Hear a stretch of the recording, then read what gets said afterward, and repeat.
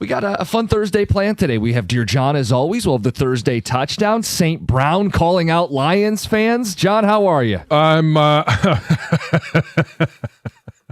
St. Brown calling out Lions fans. It's funny. We'll talk more about that. He hit him with a Jansen. He did. Yes. Let it play out. And so you probably get a little bit more of a insight into why I am who I am, Yep. former players, and you always want to let things play out. But good morning. Good morning. Yes, this feels like it's the last morning where we get a chance to walk outside without freezing our nose hairs. Yeah. Have you ever had that sensation? Yeah, I know what you're talking about. Yeah, that's how I describe how cold it is. As we approach the bitter cold that is coming tomorrow and this weekend, even tonight, what's the coldest that you guys have ever experienced? We're on fire this morning. This is great. I mean, Cold. Yeah, cold. Like negative negative. 25? Oh, not that Okay. cold. It was in the UP in the winter, and it was. Yeah. I've never experienced that type of cold in my life. Yeah. Where like I thought my eyeballs were going to freeze. Like I'm not going to be able to blink. Like everything is going to freeze. My brain hurt. Have you ever done It was cold. take the hot cup of water and thrown it in the air? No, but I've watched videos. Yeah. So if this weekend with the kids, obviously let them stand at the window, And go watch. outside and try it. It's awesome. They'll love it. Oh, yeah. Hey, as it's about to get even colder, PSA, travel with coat, gloves, Yeah, hats, yeah, all yeah, of that stuff. yeah. Don't. It don't- officially will be cold. It won't be just chilly. Yeah. I'll Learn do that a eventually. lesson. What? Well, you guys heard what happened to Tom. His car broke down the other day. When it was bitterly cold. It was Monday. It was about noon. I had the kids in the car, and not one of them had their coats. And you know what? They're at an age where I don't need to tell them to get their coat. Right. And so, yeah, and we were stranded for about 15 minutes. The car was freezing. It was the car was done. Alternator, battery, and Yeah. no power. The hazards wouldn't work at first. That's how dead it was. So, and I wasn't completely off the road. It was kind of a dangerous situation. And then I told my boss about it, and he's like, you know, Tom, this is one of those things where you remember about having the blanket and having the stuff in the car And the and all that. flares, yeah. Yeah, but this is an example. Like, Jim, you said Kelsey. My wife showed me, I'm just going to the gym. I don't care. Have a jacket on. What are we doing? It's 4 degrees out. Yeah, this is when you You're have. telling your wife that? Yeah, she's like, She's you- tougher than you? There's a shock. No, I think she's like, naive. I don't think it's naive. I go outside without a coat all the time. Yeah, but you don't want to have what happened to Tom, where your car breaks down, you can't run the heat in your car, you don't have a jacket, you don't have a hat and gloves. You live in Michigan. Don't act like you're from Florida. She's like, you don't have to parent me. I'm like, yes. John, I no, have gloves in the car, but I don't. So, yeah. Jack, let's say you guys were going to some sort of I baseball understand clinic. it. Like Yeah. you said, you were out in Ortonville, so you're out in kind of an isolated area to a Yeah. degree. That we were very isolated. We were not near anything. Yeah. So, you know, I'm like, fortunately, the one thing is I had somebody within 10 minutes to come get us. Yeah. You know, but you're in that situation that one time, and that's when you wish you had your coat. Yeah. No, I get it. And my wife gets on me all the time when the kids say, Jack will say, I'm not going to wear, or he's just walking out without a coat. And she's like, they're just doing what you do. And trying to get Teddy's jacket on him. And he's looking at me like, I'm like, okay, Dad doesn't have to live by those rules. Like, this is. it from watching you, Dad. Yeah, exactly. Yeah. So, yeah, there are times where, on principle, I'll wear a coat. So you think you're so tough you don't need a coat when it's this cold? Is that what it is? Oh, no. This has nothing to do with toughness. Okay. It's. I make fun of you because we all know your wife is tougher than you. But How's this turn into this? He says it so flippantly and casually, but okay. it's just another opportunity.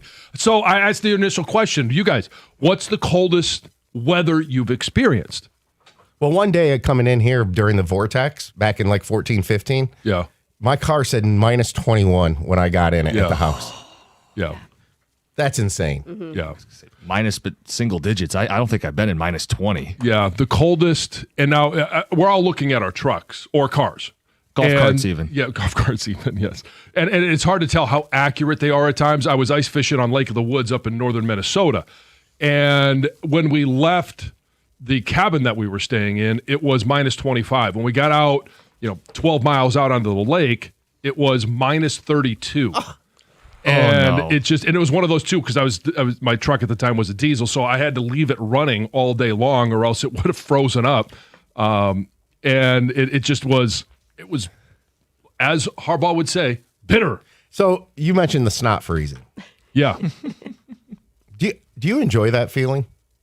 I do. I kind of do enjoy it. Yes. Yeah. See, I was a hockey kid playing on ponds when I grew up. That's my One blood. of the beautiful things, and I'm no weatherman. This is my experience. When it gets that cold, I don't know that I've ever been in that cold of weather where there's even been a slight breeze. And so it feels like everything is crisp, clear. Like it just feels like the air is as clear and as clean as it's ever been. Now, maybe it's just because I was so far north, but I absolutely love that feeling of stepping out, and it certainly wakes you up, but it's that I feel alive moment. You worried about the EV with this cold? It'll be fine. Does it affect the battery? In theory, it hasn't since I've owned it. Right. No, I know. I didn't know if in a 90-degree summer day, is your range 280 it definitely versus... yes, it impacts the range. I thought you were saying, is the battery going to shut down? Oh, no. It impacts the range because if you're using more of... it's like your phone. If you're using all the apps at once, it would drain the battery faster. So if you're running heated steering wheel, heated seats, you're cranking the heat in the car. Yeah, the battery drains faster. In the summer, my range is a lot longer. Okay. Where's that drop? I realized as soon as Summer. I said it. Yeah, exactly. Fill in the blank. There you go. Don't they know about cold? Some shrinkage in the range, John. Some text. Car was in the pool. Some texts that have come in. Okay, coldest I've experienced. Pond hockey, Eagle River, Wisconsin. Minus 56 on the lake. JJ in Washington. Wow. Yeah, hey, That's got to be wind chill. Eagle River, Wisconsin. They have a muskie tournament there. That is just awesome. Guys, wife's a traveling nurse. Went to Alaska for 2 weeks. It was minus 20. Yeah, it's That's cold. pretty rough. Yeah. Coldest Coldest I've experienced. First marriage from an unnamed texter. Did you see me typing? Check the number on that one. 248-539-9797. But glad everybody's back. Yeah. We got a full show today. And Monday was the holiday, and you guys have missed some time and ready to go. Yep. Fully loaded. Let's do it. Pistons and Wings. What stood out last night to you? So obviously Pistons without Cade, but they're playing New Orleans, so it's kind of like, let's put out the B team anyway. The Wings, what stood out to me? Absolutely love it. Disappointing that they don't get a chance to play the Maple Leafs again during the regular season because they have swept it. And I don't know, when was the last time they swept a season series? Great question. I don't know the answer. For Toronto, I mean, okay, it happens with other teams, but when it happens against Toronto, it just feels a little bit more special, especially when it's an OT winner to sweep the season series. Well, and think about it, too. They've beaten the Maple Leafs twice now in overtime. Simon Edvinsson had a game winner in Detroit, and Mo Seider made that play happen. I know Larkin scored the goal, but Mo Seider pressuring the puck, muscling control, setting up Dylan Larkin. Yeah, OT games are fun, and this team is just winning almost every overtime they go to. Yeah. 8-2 in overtime right now. And, hey, man, who knows how sustainable 80% of 3-on-3. Who cares? 2 points, 2 points, 2 points. Keep stacking them up. I agree. And it's like we've said, hey, just keep building that buffer between you and the cut line. And I don't care about the Atlantic. Obviously, we ultimately will, but just get into the postseason. Yep. And then, hey, let's see what happens after that. No doubt about it. 248-539-9797. Get some of your thoughts on the text. We also have a Mel Kiper mock. Fresh Mel! The first Mel Kiper mock. What are the Lions predicted to do by the draft expert? The first of several thousand mock drafts between now and late April. We'll get to that coming up next. Mention we got the Thursday touchdown at 6:35, and Amon-Ra St. Brown calling out Lions fans before the hour ends. It's 97.1. Hey, if hair loss has been on your mind, Dr. Berkowitz at Michigan Hair Restoration is the doctor you need to go see. He was just named the top hair restoration surgeon in the Midwest, and that award reflects what his patients and his own family already know. Dr. B has had the procedure himself. He has restored his son's hair and his nephew's too. And when it comes to trust, it doesn't get more personal than that. Dr. B is a board-certified surgeon and the only physician in Detroit offering both SmartGraft and NeoGraft, all performed by his full-time in-house medical team. There's no traveling techs, no shortcuts, just real natural hair you can run your fingers through. And if you've been waiting for the right time, this is it. Don't put it off another year. Make 2026 the year you look like yourself again. Schedule your free consultation today, and when you mention 97.1, you're going to receive $1,000 off your procedure. Dr. B treats every patient like family. Visit MichiganHairRestoration.com.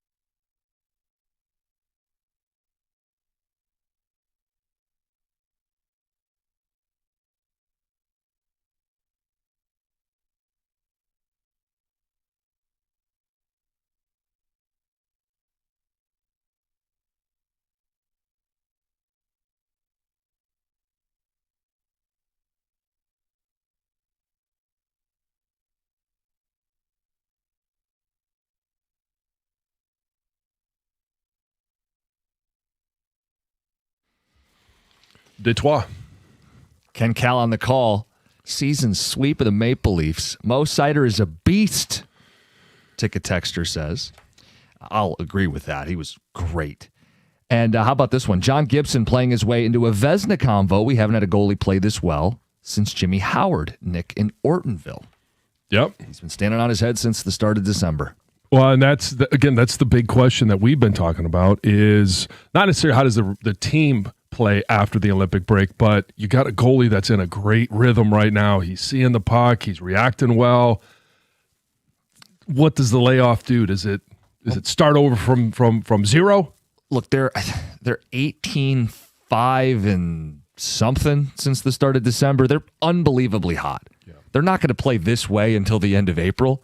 Keep stacking points while you're hot because there will be some level of correction and cool down. Oh, sure. Especially with the layoff. But yeah, they complete the season sweep of the Maple Leafs. John, I looked this up because you said, when's the last time they swept the Leafs in a season? And hockeyreference.com, little chart here. It's easy to look up.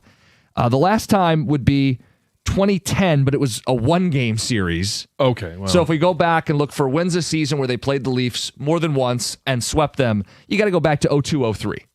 So we're talking over 20 years. Right. So it feels good. It's a great feeling. Also a great feeling we have fresh Mel. Yeah, I know. And obviously when you're going through it, you're taking a look at all the offensive linemen that are off the board before you pick. And no secret, Fernando Mendoza goes to the Raiders.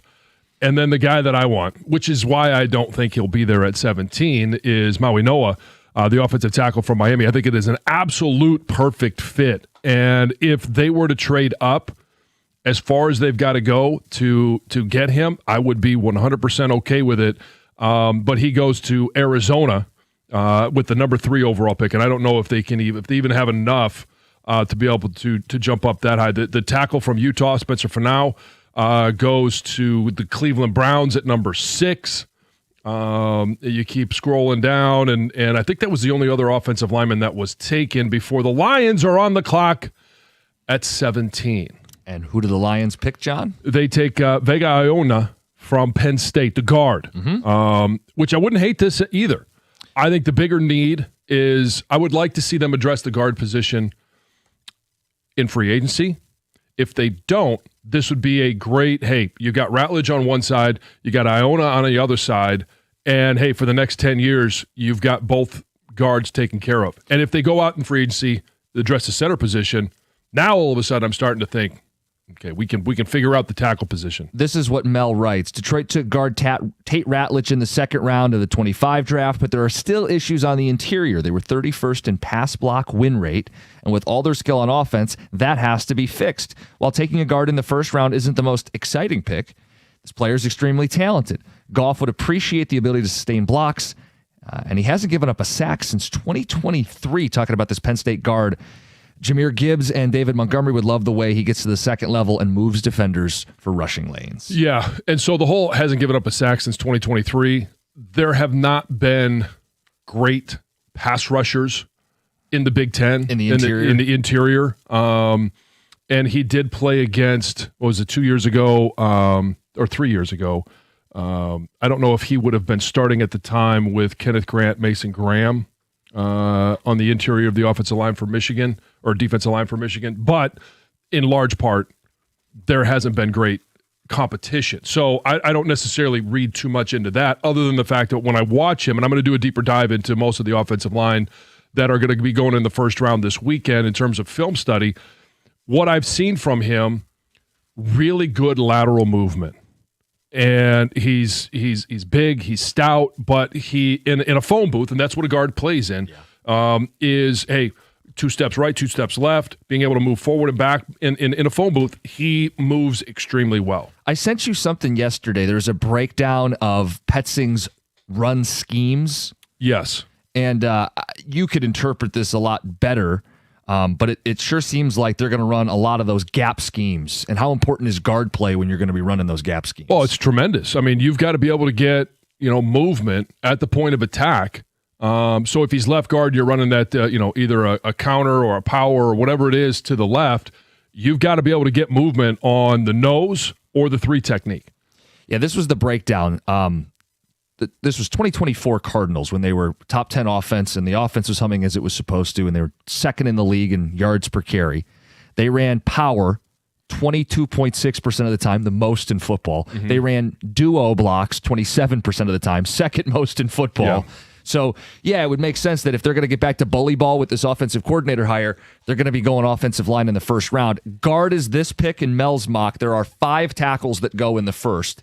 John, the tackles on the board after include Caden Proctor, who they have going to the Houston Texans at 28. Proctor, I'll be very curious as you dig a little deeper. Yeah, and I'm not surprised to see that he goes at near the end of the first round. I mentioned it yesterday. At 17, I think it'd be little bit high for him. That's not where I want him. If he does slip into the second, now I would consider moving up in the second to get him. Does your opinion change, not on Proctor, but on what they do if Decker is done? If he retires or they cut him, are you more like, hey, I like this guard, but I got to get a tackle?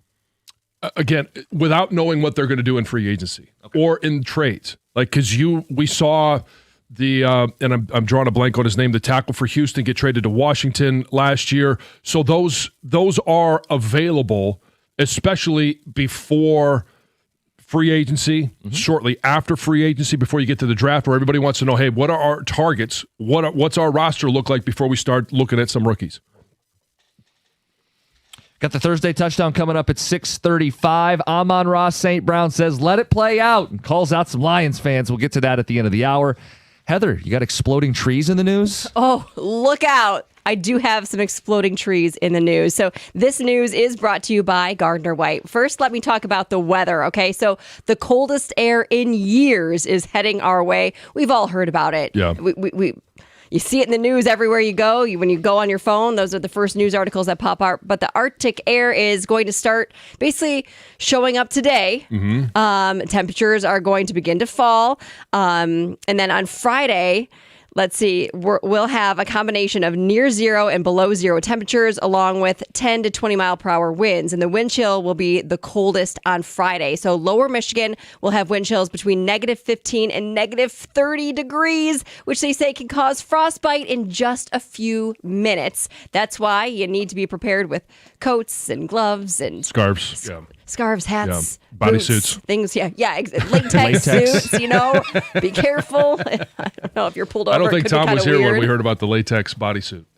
So you saw the Rams used cayenne pepper to stay warm on Sunday. We asked people how they stay warm. And we had a gentleman call in that says he goes with the full latex bodysuit. That even exists? Apparently. I guess so. Yeah, It's weird.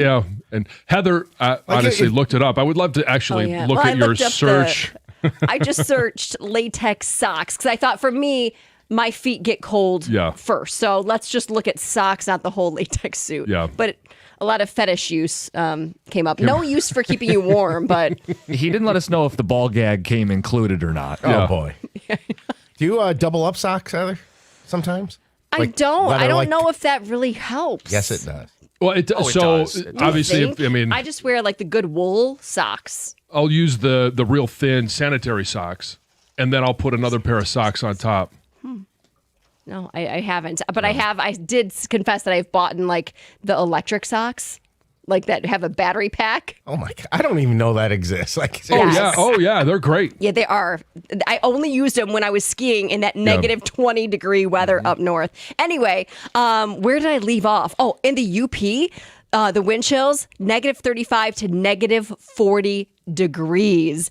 Saturday, going to be cold too. They say the wind isn't going to be as strong on Saturday, but the wind chill will be close to what it was on Friday. It's going to be cold on Sunday as well. And because of this cold weather, parts of Michigan are at risk for exploding trees. It's pretty crazy. So temperatures could be so low in certain areas. This is like the UP or the northern lower part of the lower peninsula.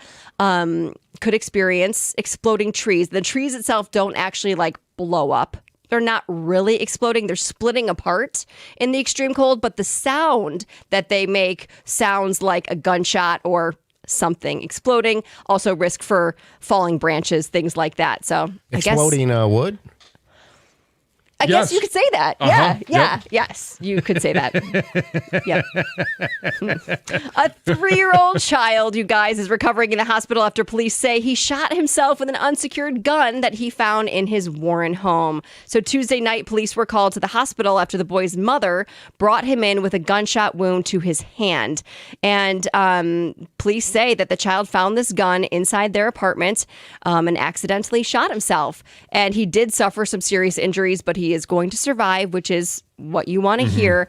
And after the shooting, police searched the apartment. They found the gun. They say they also found other evidence of an accidental weapon discharge. So far, police have not said who owns the gun, and no one has been arrested, but they are using this as a reminder to lock up your guns. If you have them, make sure they are secure so children cannot get their hands on them, because this happens totally avoidable quite often. Yeah, no one wants that accidental Discharge.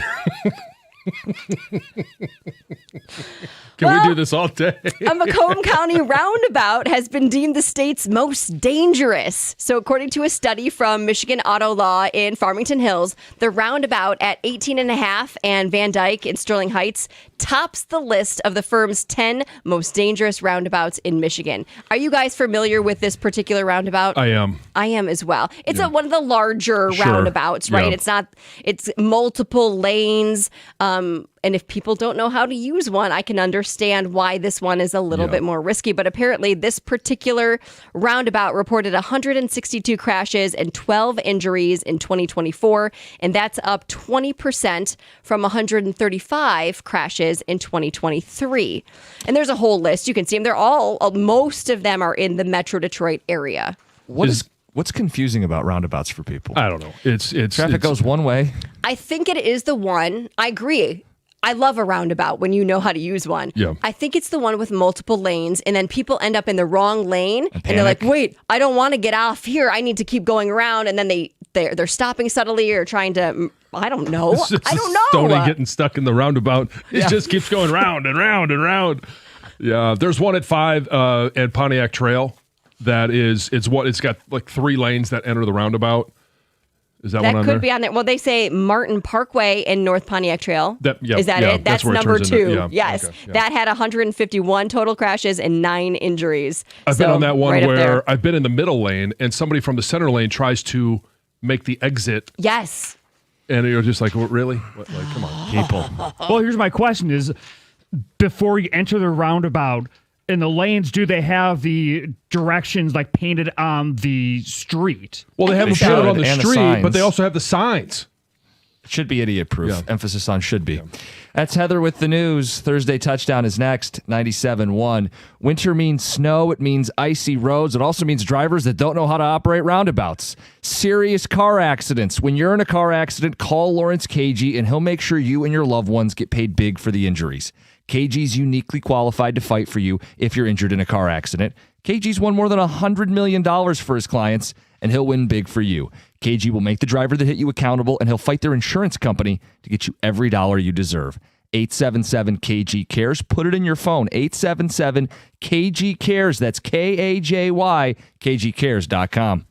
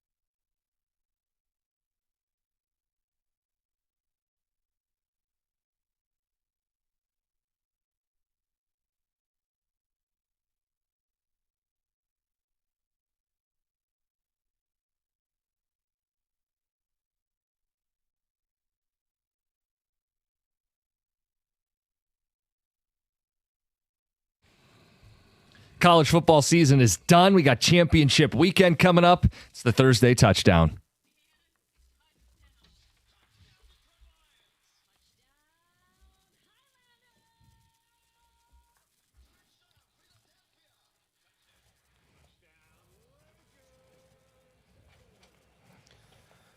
All right, we're less than 72 hours since Indiana won the national championship. Who is your way too early pick to win the national title next year?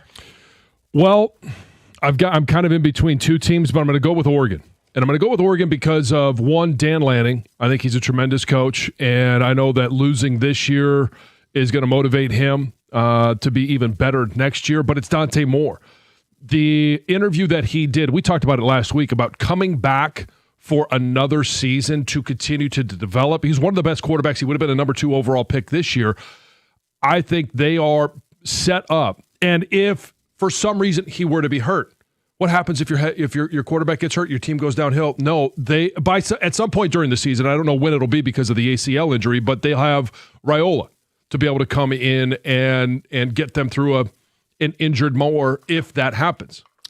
Yeah, look, process of elimination. I'm not picking anybody from the South, so it's got to be a Big Ten school. It's the best conference in college football. And Dan Lanning at Oregon has gotten better and closer every single year. 10 wins in his first, 12 in the second year. A Big Ten champ with 13 wins in year 3. And last season, another 13-win season where they make the semifinals. Next year's the year for the Ducks. So not buying into a growth for Arch Manning. Plays in that JV conference. No, the other one that I would keep an eye on is Notre Dame. I like CJ Carr. I like CJ Carr. I like Marcus Freeman. Easy schedule. And easier schedule, but they're also, again, same thing with Oregon. Very motivated. Clemson. All right, that's the last Clemson dig of this college football season. All right, well, we've had 3 straight Big Ten national champions. It's been 3 straight years without an SEC team making the national championship game. Has the transfer portal exposed the SEC, and does this prove the SEC was cheating? Oh, of course they were cheating. They were clearly cheating. And here's the difference now. The talent isn't condensed to the same region.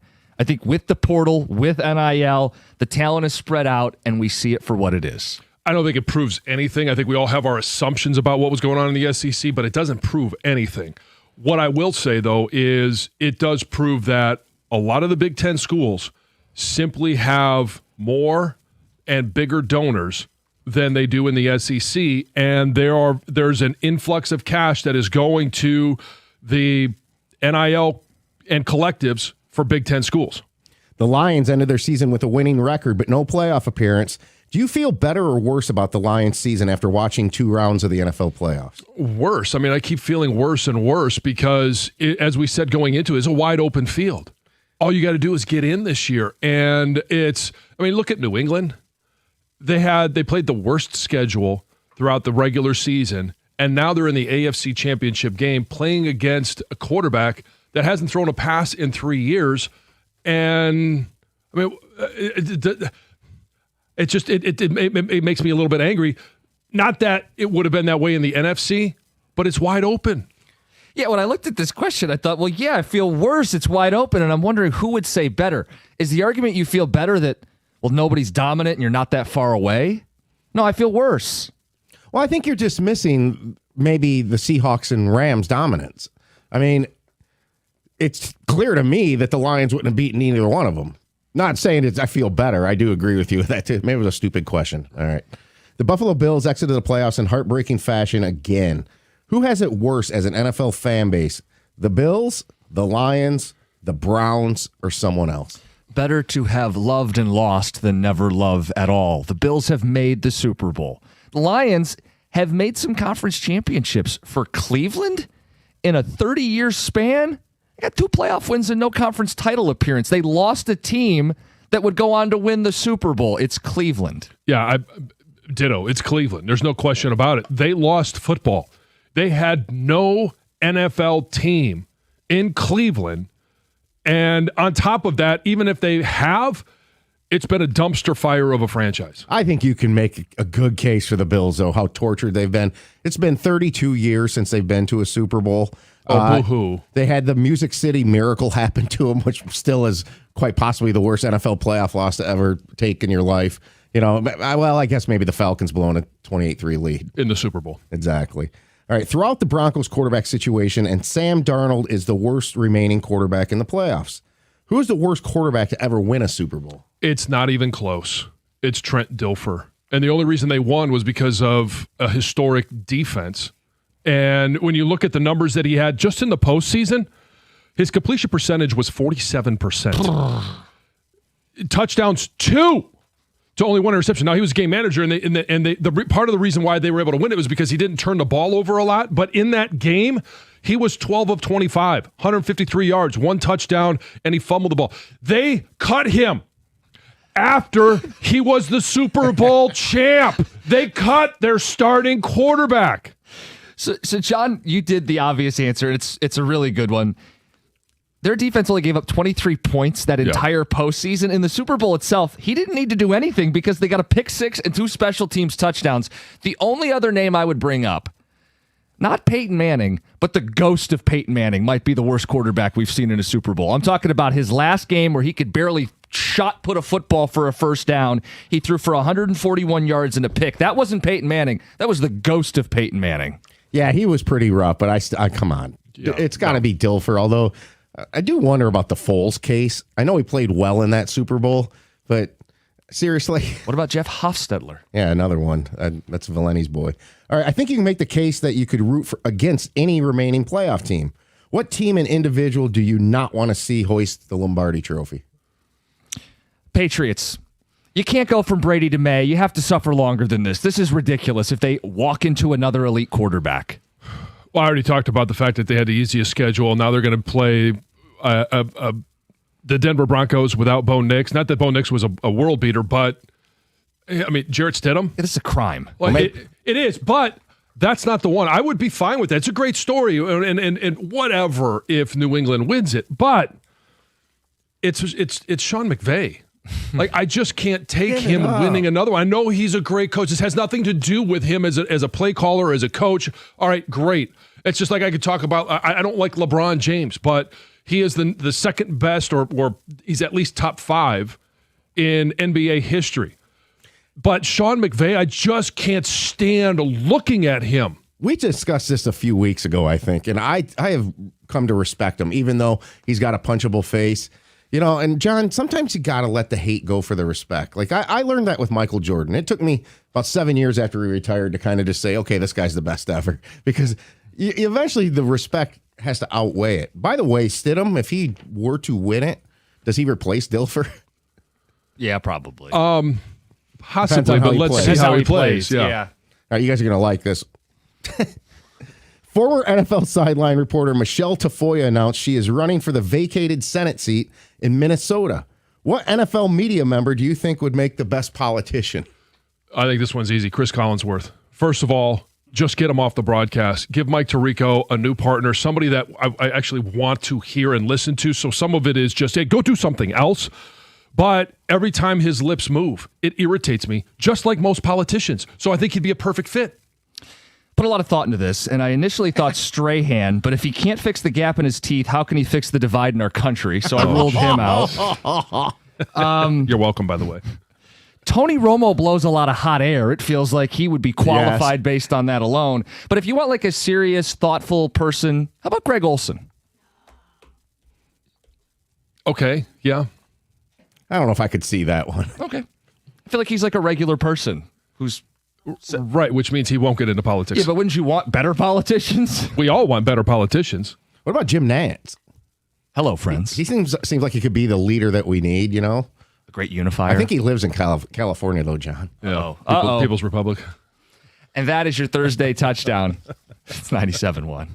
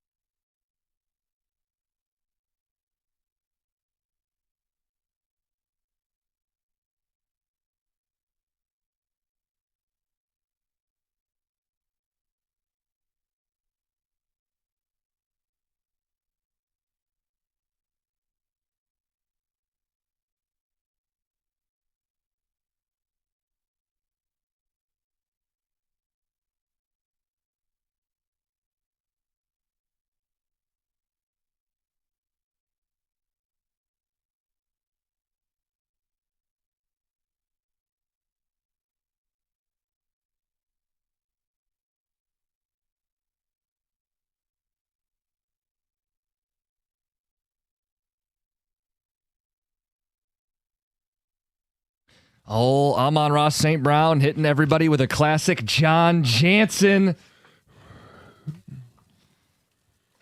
Talking about the new offensive coordinator. That's not why people are upset. No, they're not. We have the audio. We can play that for people. John, I know this got a lot of run yesterday. Carson Anderson were playing the audio. I know the afternoon show had some time spent on this. We haven't really had a chance to react to it at all. No, and I'm sure Rieger was on, I think, last night. He played it. And I'm sure he was all over it, stoking the flames. Well, sure, Rieger certainly guilty of that, but if anybody was stoking the flames, I think it was Amon-Ra St. Brown. Can we play this for people?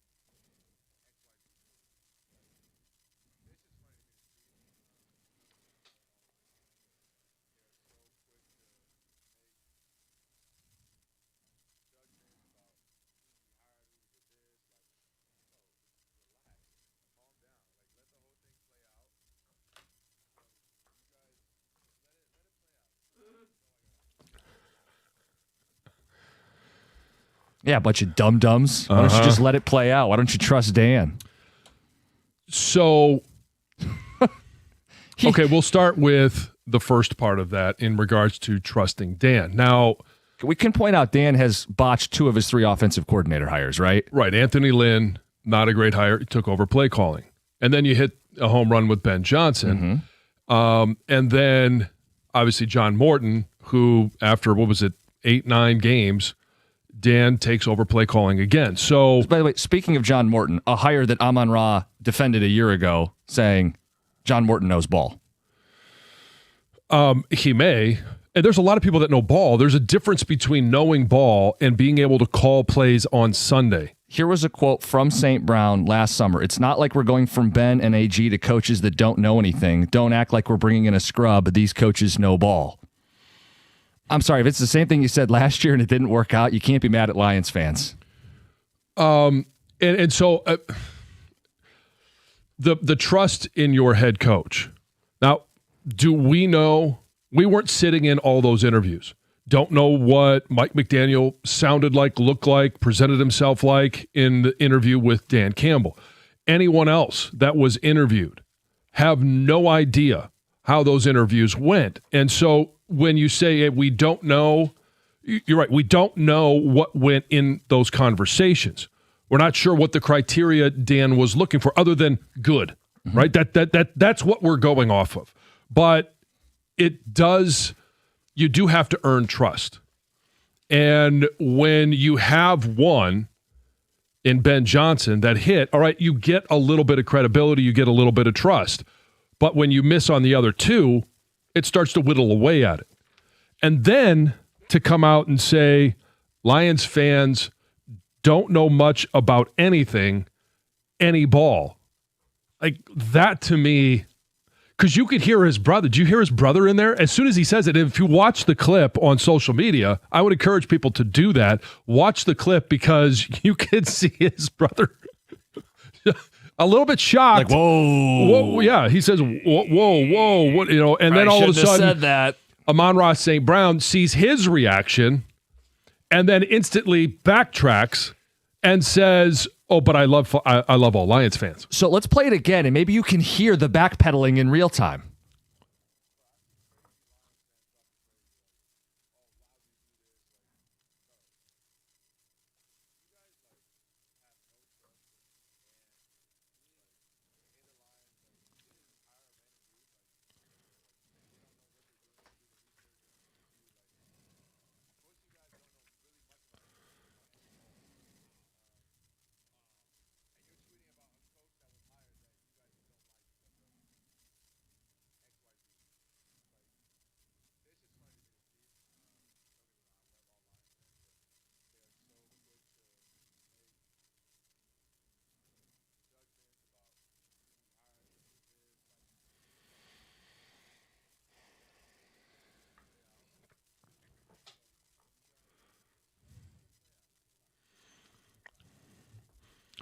So how did it play out last year? Dan had to take away play calling duty halfway through the season. And the offense got better. And it was still a top 5 offense. It played out with him on the couch for the playoffs. Right. And I mean, that's the other thing is the reason you're making a coaching change isn't because Ben Johnson got hired away. It's because you fired your OC mid-season and you ultimately didn't make the playoffs. So, Like, what I want to be clear on this, I actually like the hire. You like the hire. Drew Petzing, we see the vision. But this ain't it. Because you're not a trusted messenger when you rubber stamp every hire the coaching staff makes and they all haven't been good. And then when you come out and attack your own fan base, that's just not it, man. no. They have every right to be skeptical and doubt. And he could I don't expect him to come out and say this is a bad hire. Right. And I'm not talking about this one, but like for John Morton, like players, you're going to be asked about the hire. And so if it's, well, I like the hire, and then let's see how it plays out. Okay, end of sentence, and everyone moves on. We didn't even spend that much time last year talking about him, rubber stamping John Morton. Like, whatever. He's a player, right? And Yeah. I don't care really what he has to say.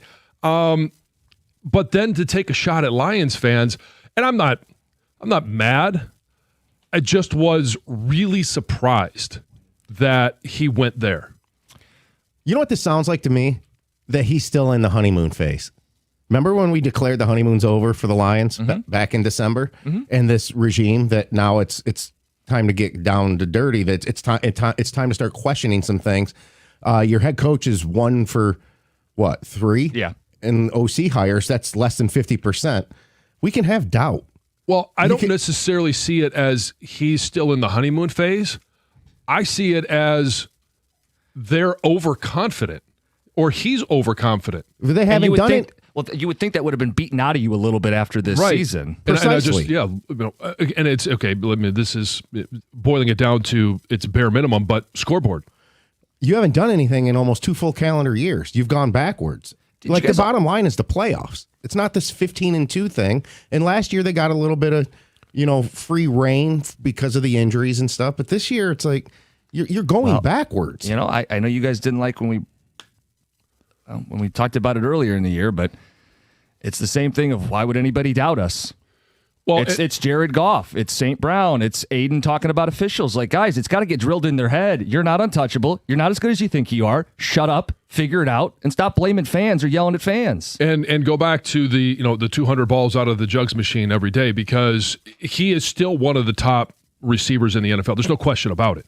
But when you set the standard so high of basically never dropping a ball, and then this year I think it was 10 drops, and some of those came at critical moments, like you start looking around saying, well, it wasn't just the OC. There were moments where he could have made a difference, and maybe we're talking about a different situation. And did he offer like any football reasons to like this hire, or just trust me, bro? It was more of a just trust me. Okay. I'm not going to say bro. Did he say bro in there? No, I'm but not it's going to it's- drop that one. No, on. but it's just, hey, we got it. Yeah. We're good. How about like, hey, I like what they did in Arizona because of X, Y, and Z. Yeah. Try to convince people. Don't just belittle them. 97.1.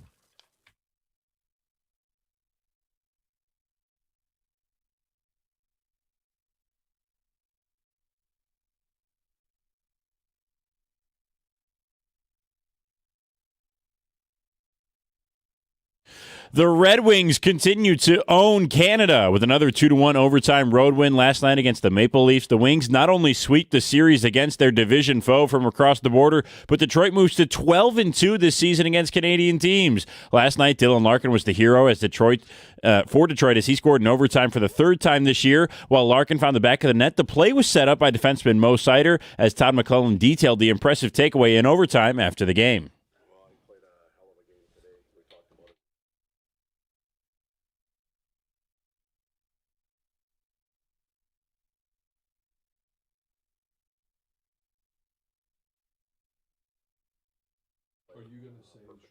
The Wings hit the ice again tonight at Minnesota. The Pistons were also on the road last night. They might be dealing with the flu bug as both Cade Cunningham and Karis LeVert were out with an illness. It was no matter, however, as Detroit's starting five totaled 74 of the team's 112 points in an 8-point road victory over the Pelicans. Jalen Duren led the way with a 20-point, 15-rebound double-double. Danish Jenkins got the starting nod in Cade's absence and had 17 points with 4 assists. The Pistons now return home tomorrow to face the Rockets. And Sharon Moore's preliminary hearing is set for today. A plea deal could be announced, though is reportedly unlikely. If not, the prosecution and defense will argue whether the case can move forward to trial or not. The hearing is scheduled for 9 a.m. in Washtenaw County Court. At the Corwell Health Sports Desk, I'm Brendan Shabath. For more, go to 97.1 The Ticket or Odyssey.com.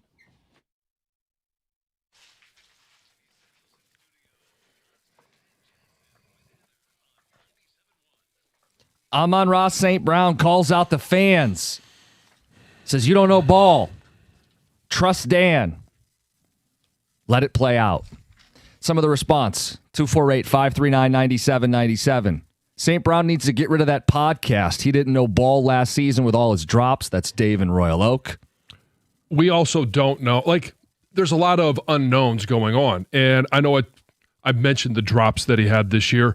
We don't know if he had an injury to one of his hands. Mm-hmm. Maybe he had a finger injury. Maybe there was a hand injury. We don't know that either, but doesn't mean we don't know ball. I'm not disappointed in the way St. Brown played this year. He was an all-pro, and he gutted it out through some tough injuries on a short week specifically against Dallas, right? And so if you're taking this year in terms of what we're talking about, we're going to take a minute to defend him, is he set the standard so high that when he drops a ball, you're like, what's wrong with him?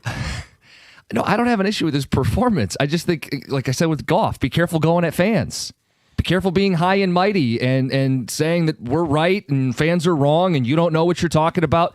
You guys aren't in the playoffs. You guys botched 2 of the last 3 offensive coordinator hires. You rubber stamped the last guy. You're an untrustworthy messenger. Fans have every right to be skeptical and doubt. And I say that as someone who likes the hire, but I'll stick up for fans who have every right to not just blindly follow everything the team does. And that's what this next text says. He goes, guys, I followed this team long enough. We've been letting it play out for 60 years. Skepticism is earned. Sure. There was doubt for a reason at the end of last season. There's a reason to doubt coaching hires when the majority of the offensive coaching coordinator hires have been bad. And here's the other thing. So I text you this last night, and I don't know if we were on the same text stream as with Tom or not, but when I was curious as to when this was recorded. So I went back and listened to most of it, and it sounds like it was recorded on Tuesday because he's referencing when he found out, how he found out. He was talking to Jared Goff or texting with him on Monday morning, and then Dan Campbell texted him later in the day on Monday. So I'm guessing a lot of his quote-unquote, what led to this was him watching the reaction on social media. Because it wasn't a positive reaction on social media. And I didn't listen to, the afternoon show or anything on Monday to know what they were talking about in regards to this hire. But if then on Tuesday, we were able to, and we were all in the same boat. We had no idea that this was even on Dan Campbell's radar. He wasn't a name that we had talked about. And it doesn't have to be anybody that we talked about. But we started doing a little bit of research, and others that post on social media started doing some research about what type of offense and going back to 24 and 23. Yeah. And so then on Tuesday when we came on, it was a much more measured response. And I think his response in this regard was based on everything he was reading and seeing on social media.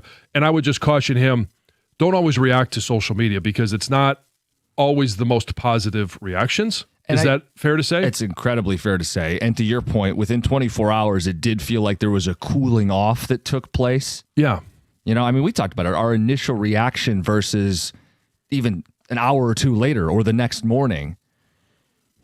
248-539-9797. You guys interact with fans all the time. You hear the knuckleheads that call in. Is he really wrong?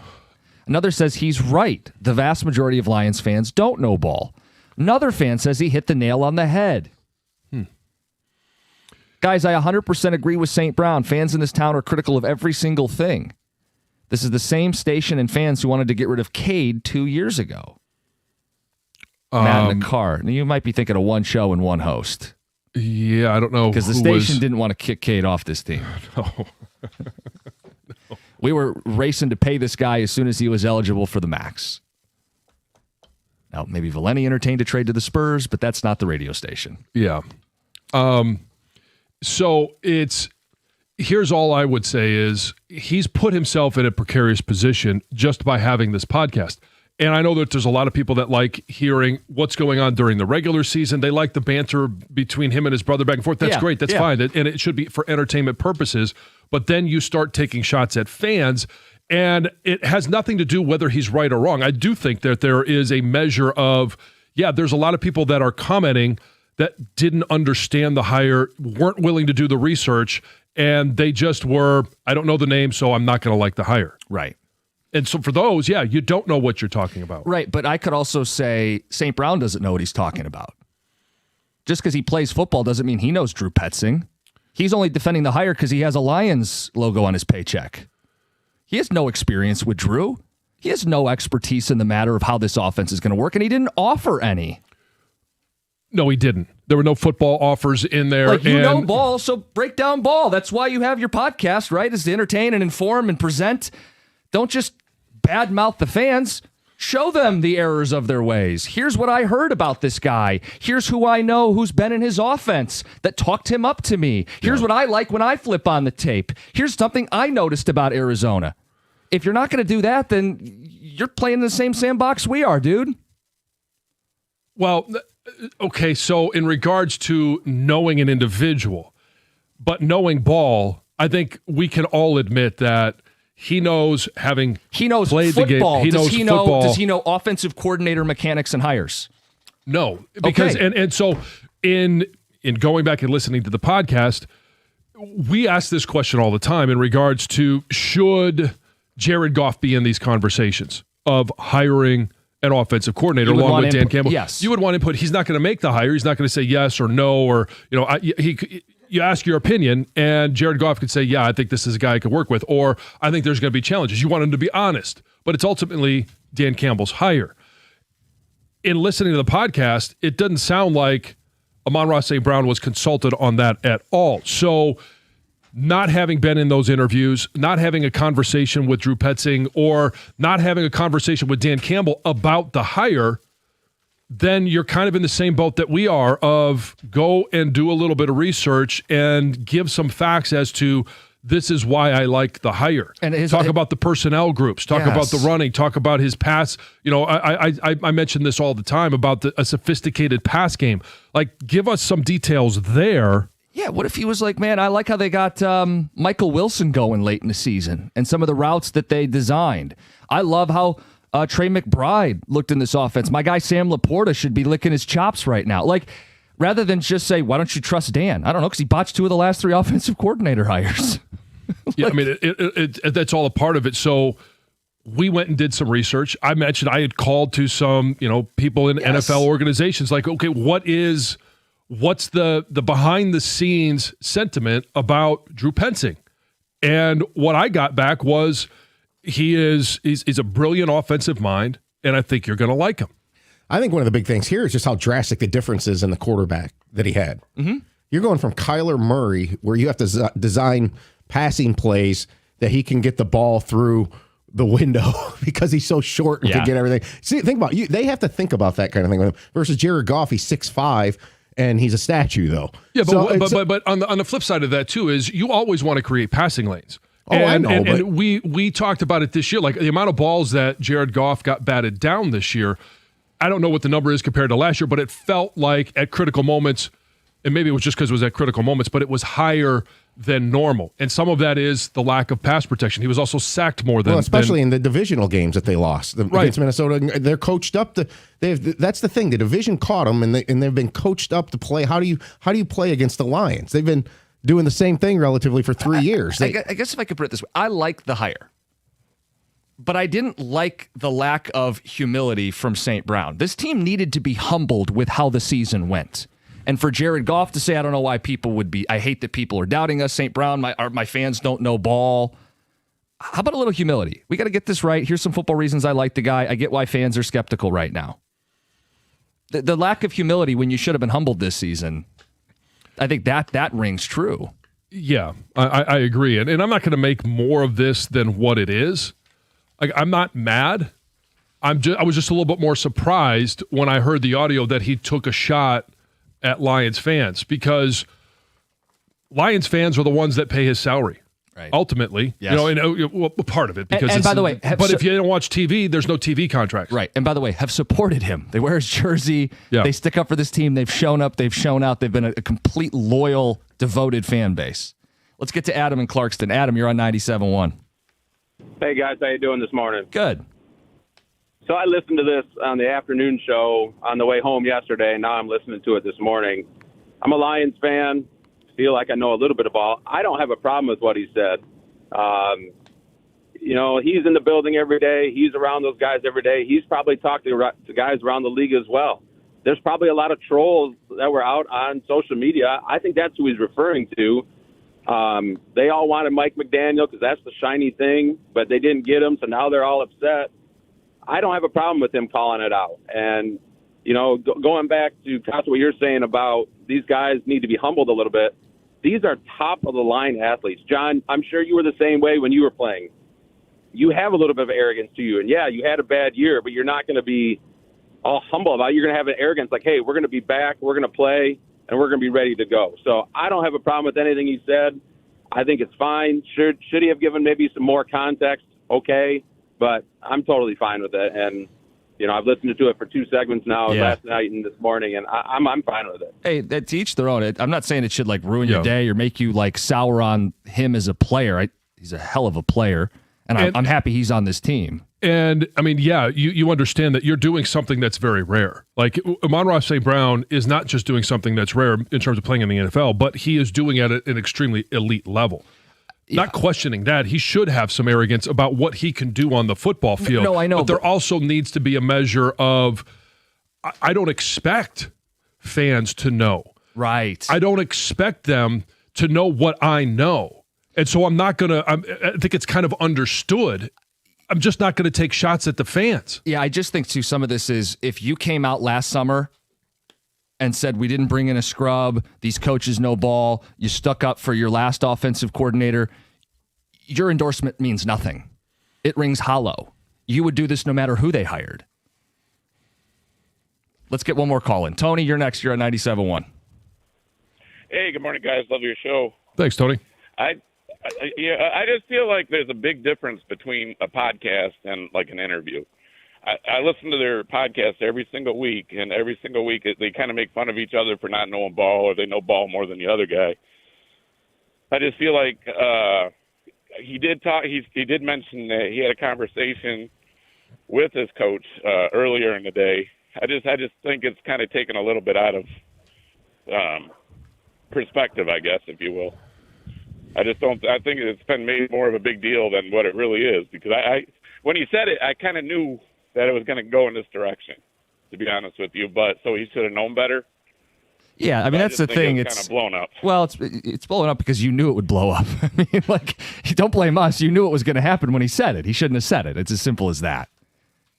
Let's get to Heather with the news in the 2 Grand Slam next. It's 97.1. Hey, if hair loss has been on your mind, Dr. Berkowitz at Michigan Hair Restoration is the doctor you need to go see. He was just named the top hair restoration surgeon in the Midwest, and that award reflects what his patients and his own family already know. Dr. B has had the procedure himself. He's restored his son's hair and his nephew's too, and when it comes to trust, it doesn't get more personal than that. Dr. B is a board-certified surgeon and the only physician in Detroit offering both SmartGraft and NeoGraft, all performed by his full-time in-house medical team. There's no traveling techs, no shortcuts, just real natural hair you can run your fingers through. And if you've been waiting for the right time, this is it. Don't put it off another year. Make 2026 the year you look like yourself again. Schedule your free consultation today, and when you mention 97.1, you'll receive $1,000 off your procedure. Dr. B treats every patient like family. Visit MichiganHairRestoration.com.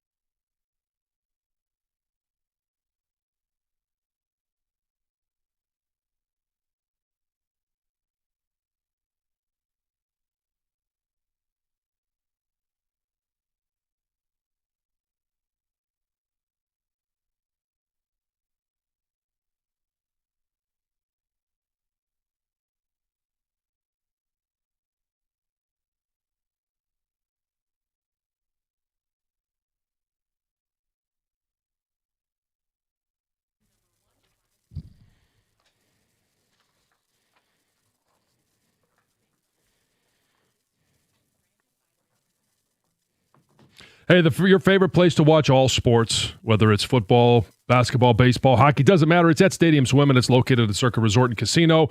Catch all the biggest games and moments at a viewing experience built for sports fans. You can chill in one of their 6 pools on 3 different levels for a perfect view, no matter where you are, of their massive 40-foot tall high-definition screen. It's located at Circa Resort and Casino in downtown Las Vegas, and it's right there on Fremont Street. Stadium Swim. Book your spot today at circalasvegas.com.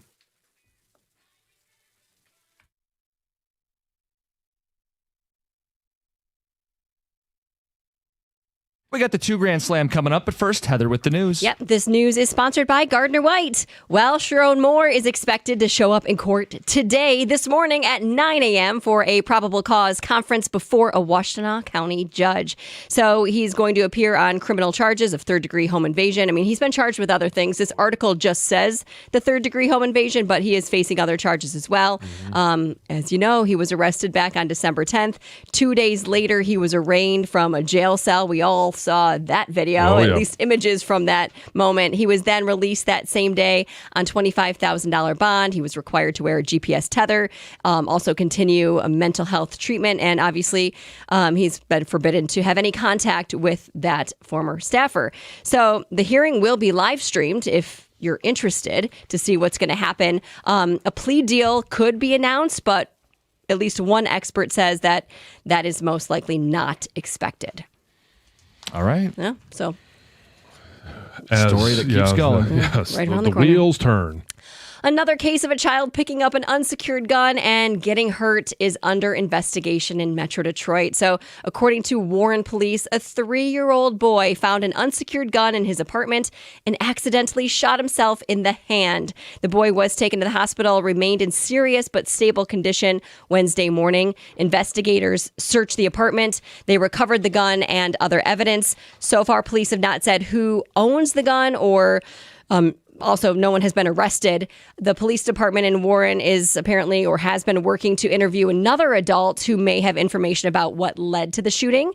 But they say when the investigation is complete, the findings will be submitted to the Macomb County Prosecutor's Office for potential charges, which could include violation of Michigan's safe storage law. And like we talked about earlier, Entirely preventable. So preventable, should never have happened because you can lock your guns. You can put them in a safe. You can use gun locks so that a child, a 3-year-old child, cannot get their hands on it. Right. And there's a lot of responsible gun owners out there. Oh, for sure. It's important that you take it seriously. Yes. So before the coldest air of the season hits on Friday, we're going to get a little more snow. Not a lot. Totals will be much lower than we saw on Wednesday. Most of us will experience just a dusting of snow. But in some areas like Pontiac and Howell, they could see closer to about an inch of snow. And then temperatures are going to start to drop today. The coldest air will arrive on Friday and Saturday when we could see wind chills as low as negative 25 degrees. Also, more snow could be on the way Sunday. Now, due to it being so cold, parts of Michigan are at risk for exploding trees. Something I've never heard of. I've never heard of exploding trees before. It's something that sounds way cooler than it actually is. It does. I was like, whoa, trees are just going to start. Yes. Not quite like that, but they're going to basically split apart in the cold and release a sound that sounds like a gunshot or an explosion, hence the name. Does it say anything about the type of trees? It doesn't. The article softwood, is hardwood? No, the article is very Just asking limited. a question. Why do you guys got to take it somewhere where it's not intended to go? Why do I, John? Yeah, Why do I? just asked the question. Yeah, Is you it did. maple trees? Is it oak trees? That's not what you asked. I asked if it was softwood Yes, or hardwood. you sure did.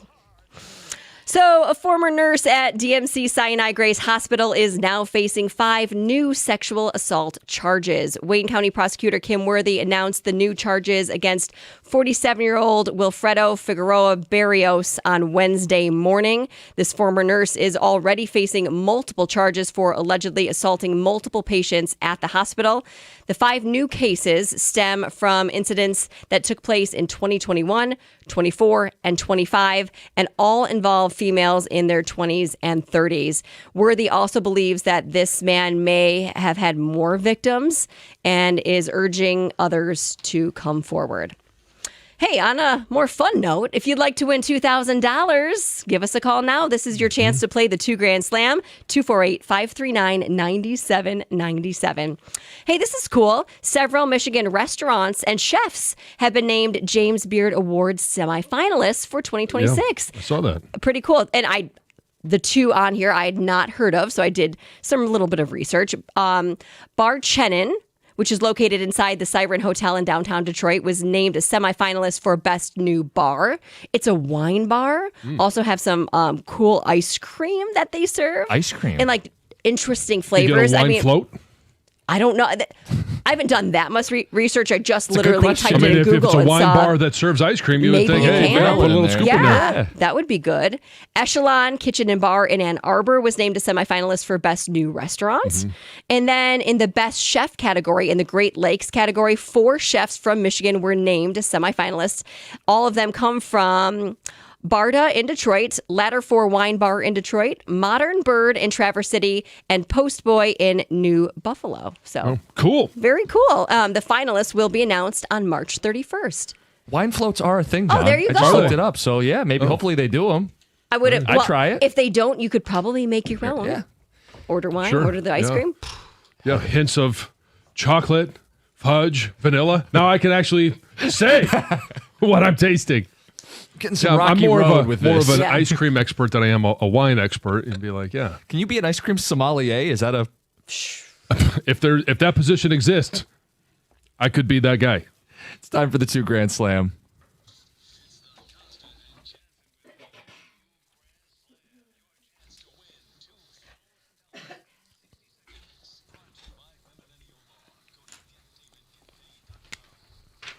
Well, I'm ready to give away some money. This is going to be fun. Our contestant will have 60 seconds to answer 10 questions, $25 for each question answered correctly, and hopefully, if they can get them all right, $2,000.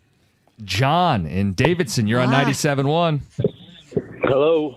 Good morning. How are you? Good. How are you? Go Blue. Go Blue. Hey, well, since you went there, how do you spell your name? Jon, or you got an H in there? I got the 8. Okay. All right. That's all right. Just So it's not a Jonathan. Curious. He's just a John, a John. which is just fine. Yes. All right. So, John, you know the rules. You can pass if you don't know one. If there's enough time, we'll get back to it, but you're going to need to use your time wisely. Are you ready to play? Yes, I am. All right, here we go.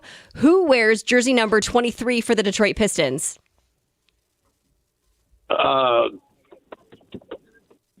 Pass. Who is the new head coach of the Miami Dolphins? Pass. Who plays Mark Scout in the TV series Severance? Pass. Who led the 2025 NFL regular season in receiving yardage?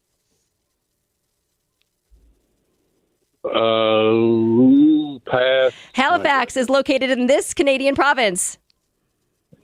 Nova Scotia. Who is currently ranked the number 1 team in men's college basketball? Pass. Oakland University is in this basketball conference. The MAC. Who is the governor of California?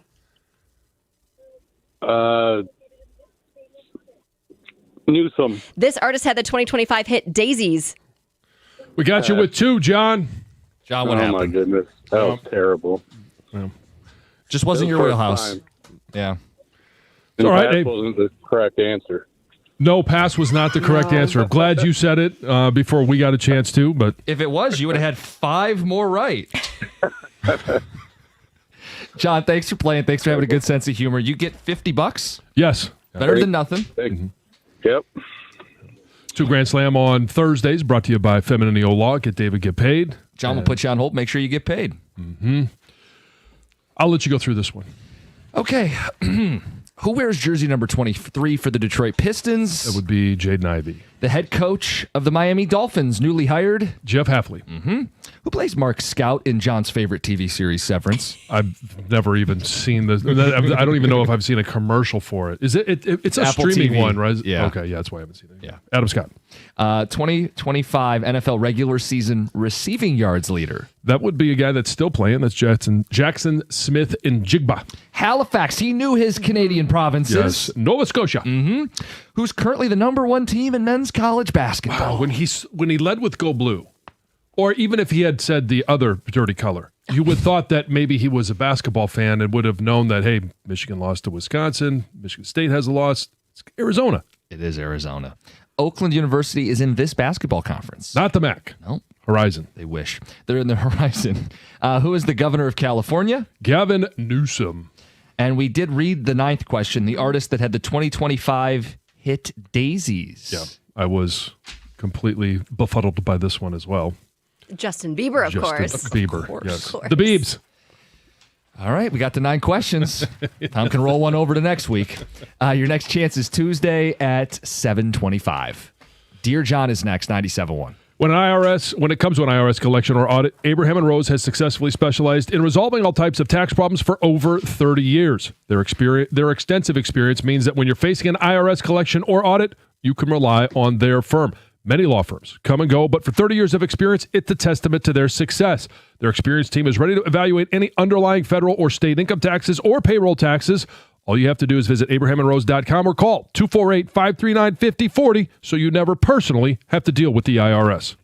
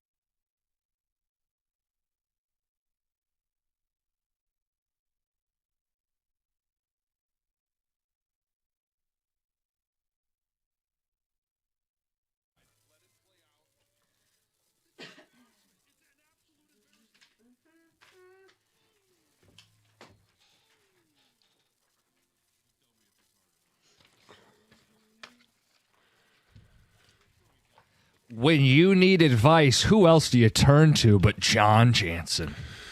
Let's see what happens today. We have DoorDash, Western movies, Oh, my wheelhouse. birthday dinner, and settle this debate. Okay. All right, so I'm going to get you started with the DoorDash. Dear John, my wife and I got into a fight because I DoorDashed lunch this week during a snowstorm. She claims it was wrong to ask somebody to do it during dangerous conditions, and but I insisted that I leave a bigger tip because of it. I said it's up to the driver if they want to work and tipped my normal amount. Oh, no. Okay. I'm wording this wrong. So she insisted if you're going to get a DoorDash during these weather conditions, you need to leave a bigger tip. He says, no, it's up to the driver to decide if they're going to do it. I tipped my normal amount. What would you have done? Sorry about that. So is it just the tip? That's what we're talking about? And Just the ordering a tip. DoorDash during Okay. the winter. All right. Just want to make sure we're talking about the same thing. Gracious. So in regards to ordering DoorDash in a snowstorm, it is totally up to the driver as to whether he accepts it or not. And Or she accepts it. Women drive right, too, John. yes. We could get into that debate about driver. Anyway, I don't have any problem with that, but I would say if the conditions are bad, I would certainly leave a bigger tip. Because I bet you would, John. no question, I'm kind of a big tipper anyway, Okay. just by nature. That's not what you've told us. I haven't told you anything. No, when you're like at a restaurant, you don't leave 20%. Oh, What do you think you're talking about? I think 20% is good service. So in this regard, I probably would leave. Okay. 20% or more. Okay. Standard Yeah, is 15. No, standard's No, 20. 20. See, that's what I was saying. I don't think you're as big a tipper as you claim. Yeah. Well, we all make claims. I think you tip extra if it's during a snowstorm. Sure. And I think it's okay to order DoorDash Yes. during a Yeah. snowstorm because it is up to the driver if maybe they've got a car, they feel confident driving in the weather conditions. Western movies. Dear John, I have liked the movie Tombstone for years. Oh, I'm your Huckleberry. And recently I watched The Quick and the Dead as well as The Good, the Bad, and the Ugly, which should be next on my list. Wow, the good, the bad, and the ugly. Okay, so now you're starting to get into the spaghetti westerns and some Clint Eastwood ones. I'd go Two Mules for Sister Sarah. That's a good one.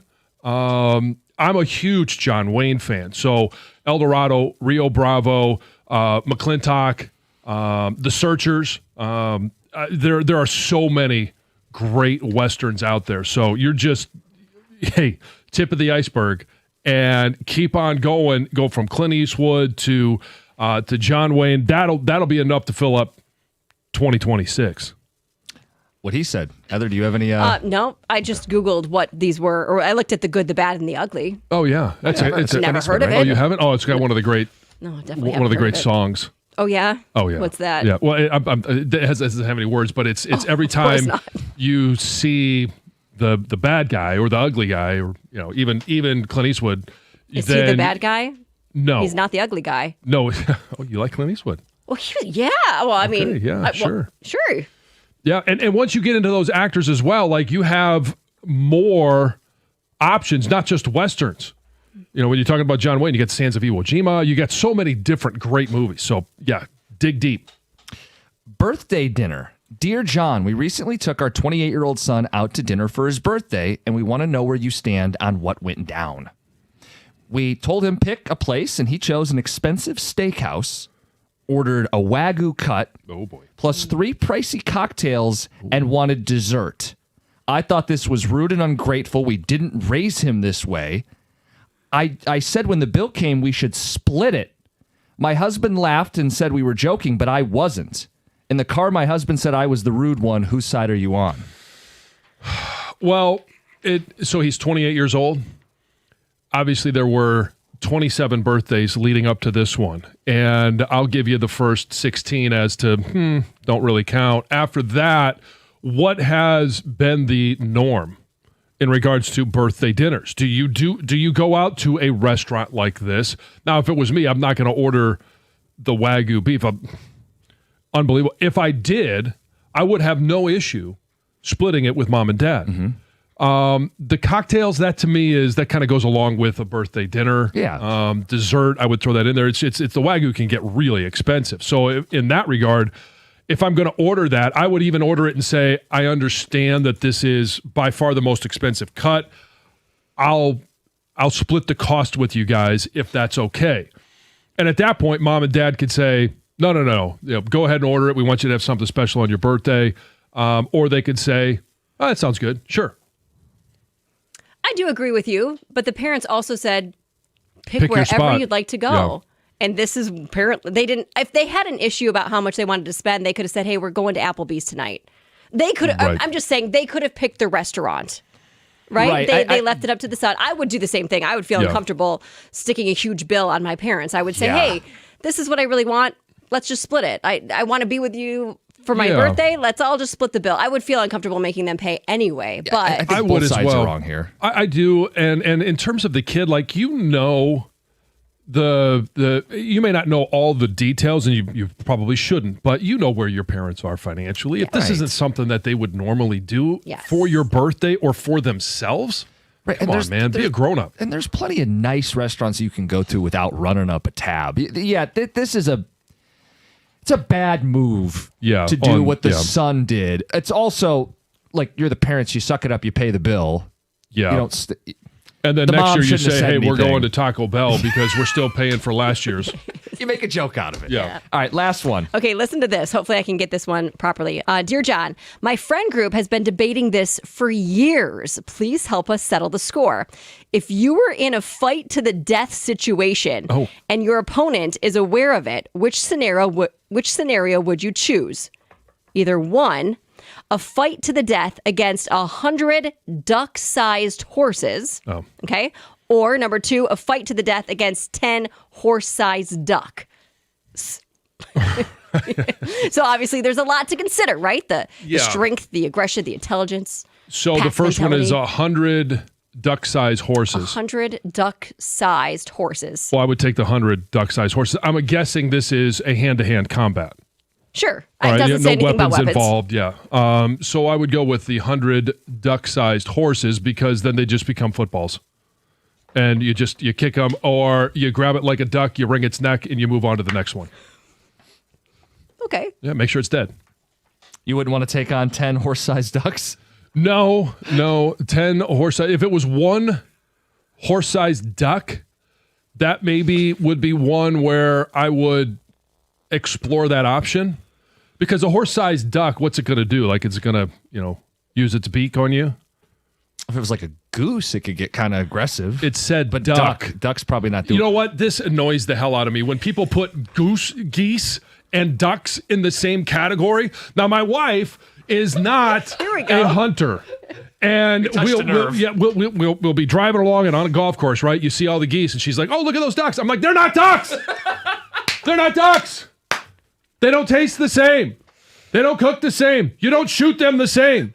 Like they're not." When people do that, and that's surprising that you would as well. I'm just happy I was able to touch a nerve. It was just a totally dumb comment. I agree with you man. for the record. You. I would take the 100 duck-sized horses. Heather? Yeah, me too. Yeah, that seems like an obvious question. Yeah. But I am still thinking about, okay, how would I take on a horse-sized duck? A horse-sized duck. Okay. So, I mean, Pretty heavy. it would be heavier, and you could eat that one for a long time. Like that would be a lot of duck meat. So I mean, in terms of just the meal afterwards, probably prefer that. Hopefully we're able to help this person out with their very important issue. Yes. Send yours in, dearjohnjansen@gmail.com. That's Jon, dearjohnjansen@gmail.com. Dear John, brought to you by Founders Brewing. 97.1. Hey, if you want to be able to take on that horse-sized duck, you better get yourself over to Planet Fitness now because you're going to need some strength. And I'm not sure which exercise best prepares you for taking on that massive duck, but they've got everything that you need there, from machines to cardio equipment. They got the 30-minute workout. They also offer you free fitness training with knowledgeable trainers focused solely on you. $1 gets you in the door, $15 a month. If you want a little bit more, they've got the Black Card membership that's just $24.99. And what does that get you? It gets you the access to the Black Card Spa, which has a whole lot of amenities. It also gets you access to every single club, not just here in the state of Michigan or Metro Detroit, but anywhere you travel. It also gives you unlimited guest privileges. So if you need somebody to keep you accountable, hey, they can go with you. You want somebody that you just don't want to work out alone, hey, they can go with you. So you can find your nearest club and join today in club, online, or on the free Planet Fitness app. We're all strong on this planet. Planet Fitness.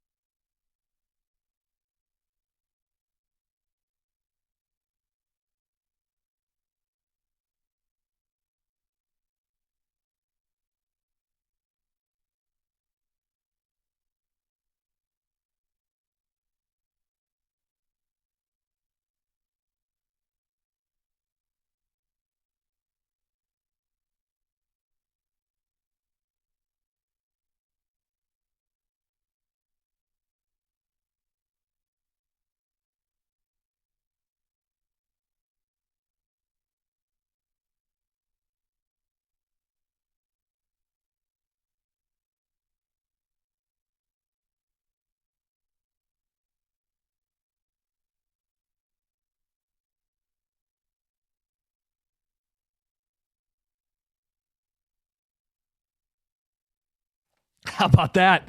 The overtime magic continues for the Red Wings. Ken Cal on the call. John, it's Mo Seider with a hell of a play to set up Dylan Larkin. And a regular season sweep of the Toronto Maple Leafs. 4 up, 4 down, 4-0 for Detroit. And we started digging back.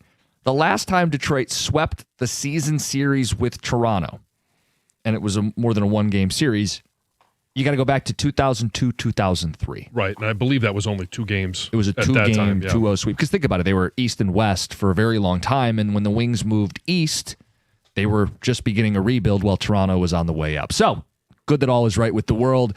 Wings have a nice cushion right now, and it's 2 points. They've been very good in overtime. 8-2 now in overtime this season, John. Hey, do we think that they win 80% of their overtime games throughout the course of the season? Probably not. But, hey, stack the points now. Bank them. And look, it's not a regulation win, but look, take the points because you're not going to be this hot forever. There's going to be a layoff. Gibson is standing on his head. There's going to be a cool down at some point. Give yourself as big a cushion as possible. And they continue to do it. Gibson's played well. And, man, Seider muscling the puck away. Sight of beauty. Yep. All right, Pistons also won. No Cade Cunningham. They beat the Pelicans. They're playing one of the worst teams in the NBA. You would expect them to, send out the B team and still be able to get a win. But again, it's stacked the wins. Still 5.5 game lead over second place. Yep. There you go. Some text coming in about Dear John. Oh. DoorDash has a literal service fee, then a delivery fee, then tip. It's not on the individual consumer. It's on the massive billion-dollar tech company to increase the delivery fee for their drivers. Well, and that's why whenever I do the DoorDash or anything like that, context matters, right? The situation matters. If I'm not willing to go out and drive in it, then if somebody else is willing to take that chance, I like to give a cash tip so I know it's going straight to the driver. They don't have to worry about it being processed through anything else. And maybe the tip through the app goes right to the driver. I don't know the details of that. I hope so, yeah. If the weather's bad, you should absolutely leave a bigger tip. Not 2 Coke cans big, but a couple extra bucks. Louise. Yeah. Maybe just 1 Coke can. Okay. Text for John. I've heard the term spaghetti western only a handful of times in my life. Couple from you. What exactly is a spaghetti western, Matt in Livonia? Well, the spaghetti westerns are. Hold on, I'm not sure the true definition. I know that they're the. How do you spell spaghetti? Is S-P-A? It'll correct it for you. Just start typing letters. There's a S-P-A-G-H-E-T-T. Yes, there's a. I was close. Yeah. Spaghetti. Most of them are the ones with Clint Eastwood. And I know there was 4 of them. Good, Bad, and the Ugly is obviously one of them. I think the other one I mentioned, 2 Mules for Sister Sarah, are in there as well. Right, but what makes Italian-produced westerns filmed in Spain, Italy, and Yugoslavia as low-budget alternatives to Hollywood productions. Okay. They are the Clint Eastwood movies. Okay. So. Big Jake is a great John Wayne movie. Highly recommend. Morgan in a Car. Maybe my favorite line of all from John Wayne is in that one. And it's where they're at the train station and he's in a battle. He's been gone for a number of years. His sons are mad at him, and his one son keeps calling him Daddy. And he knocks him out. Who's your daddy? Yeah, exactly. Yeah. And so he knocks him out, and he stands over top of him and gives him the greatest line. I'm not going to spoil it because I do want everybody to go watch it. It came out how many decades ago? You can spoil No. Go watch it. Go watch it. Yeah. The other examples of the spaghetti westerns: Fistful of Dollars, great one. For a Few Dollars More, also a great one.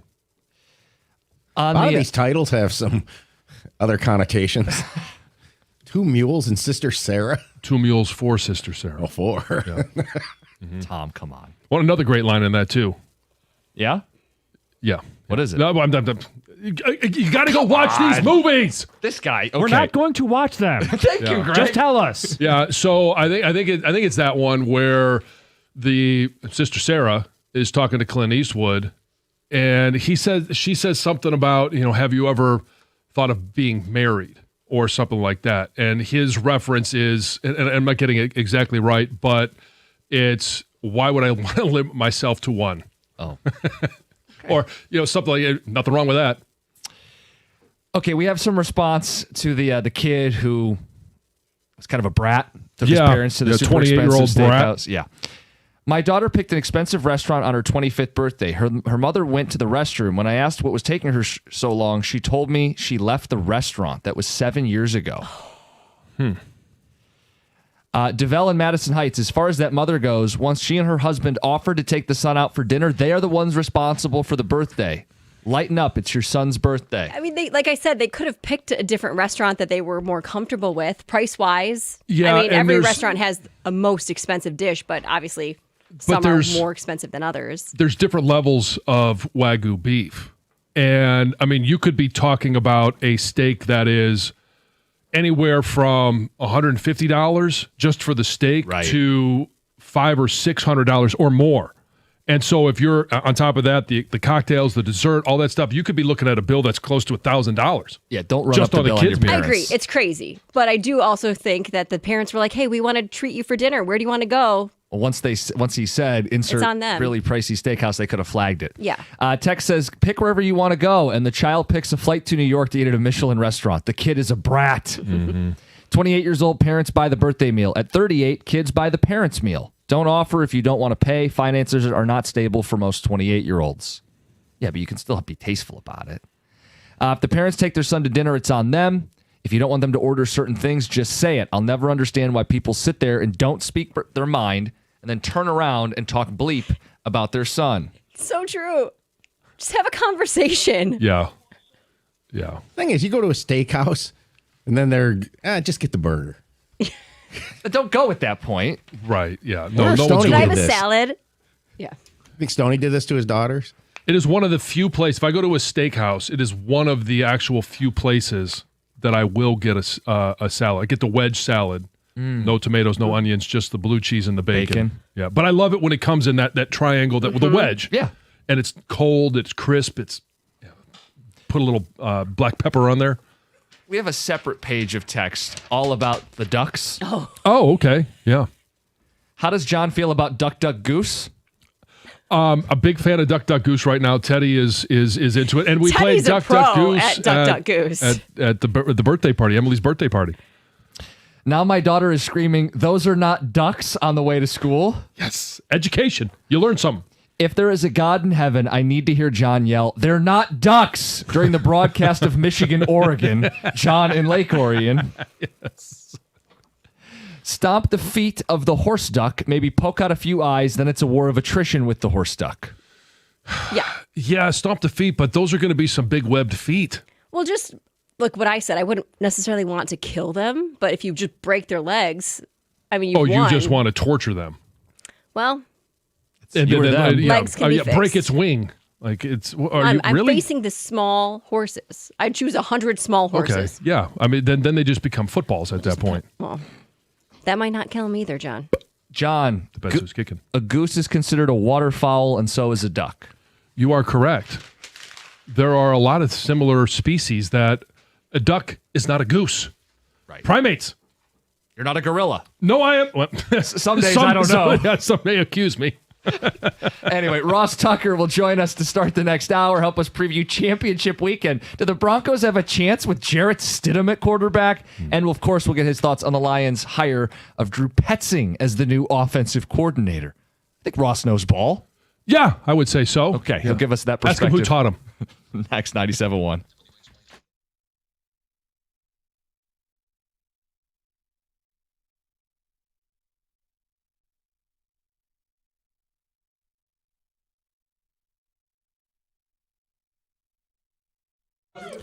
Brought to you by Mastercraft Heating and Cooling. The Red Wings continue to roll or skate past the entire league as they win it in overtime last night 2-1 over the Toronto Maple Leafs. The win marked a season sweep of the Leafs and Detroit's first season sweep of a divisional opponent since sweeping the Sabres in the 21-22 season.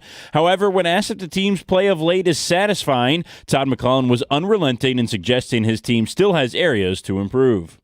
Well, we shouldn't be. We should feel good about ourselves, but satisfied is not a very good word to be thrown around right now. We have a lot of work that we need to still put in. I equate it to a boxing match. If you drop your guard and somebody throws a big punch at you, it'll take you a while to get off the mat. And that's not what we want. We want to build our game day in and day out. I think the resiliency in the group and the belief is where it needs to be now. With that respect we've earned, it comes with responsibility, and it's a tough thing to hold up to. The Wings are right back at it tonight with a road game against the Minnesota Wild. The Pistons also won again last night, 112-104 on the road against the Pelicans. Duncan Robinson had a good night with 15 points and a 4 of 9 shooting performance from downtown. He's now gone 6 straight games with at least 4 made threes. The Pistons are 14-6 on the road this season and now will return home tomorrow against the Rockets.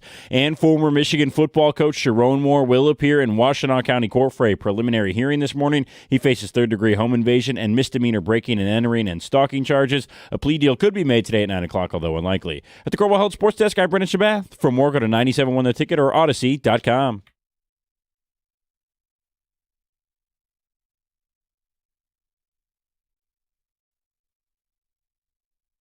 With Championship Sunday right around the corner, we have Ross Tucker joining us this morning, host of the Ross Tucker Football Podcast. You can check him out on social media at Ross Tucker NFL, where he will frequently use the hashtag #ShowMeYourBeer. Great weekend to crack open a beer and watch some football. Ross, good morning. Yeah, good morning, guys. What's up? Oh, not too much. I know that you played in Buffalo for a little bit, and I want to ask you, we had this question earlier. What's the most tortured NFL franchise between the Buffalo Bills, the Detroit Lions, and the Cleveland Browns? Oh, man. Isn't it crazy just the similarities and the proximity? I mean, are they all around the same lake? I get my lakes mixed up. Are you, kind of. Sure. Yeah, Yeah, sure. Lake Erie. Erie, yeah. You know what? That's a really good question. Tortured? I don't know. I think it depends on how you look at it. The Bills have gotten so close so many times, ultimately to come up short. So on some level, they're tortured there. But then the Browns have had no success anytime recently. And the Lions have had more. I guess right now I'd probably say the Browns. Mm-hmm. But I think you can make an argument on any of them. Ross, you know ball. So what do you think of the offensive coordinator hire for the Lions? I'm on Ross St. Brown when at the fan saying, you guys don't know ball. You don't know what you're... What did you make of Drew Petzing as the Lions' next offensive coordinator? Yeah, I really like it. Really like it. I've done multiple Arizona Cardinals TV games the last couple years. So I've gotten a chance to sit down with him and talk with him in production meetings. Super, super smart. And, we had stats. I did their opener against the Saints this year.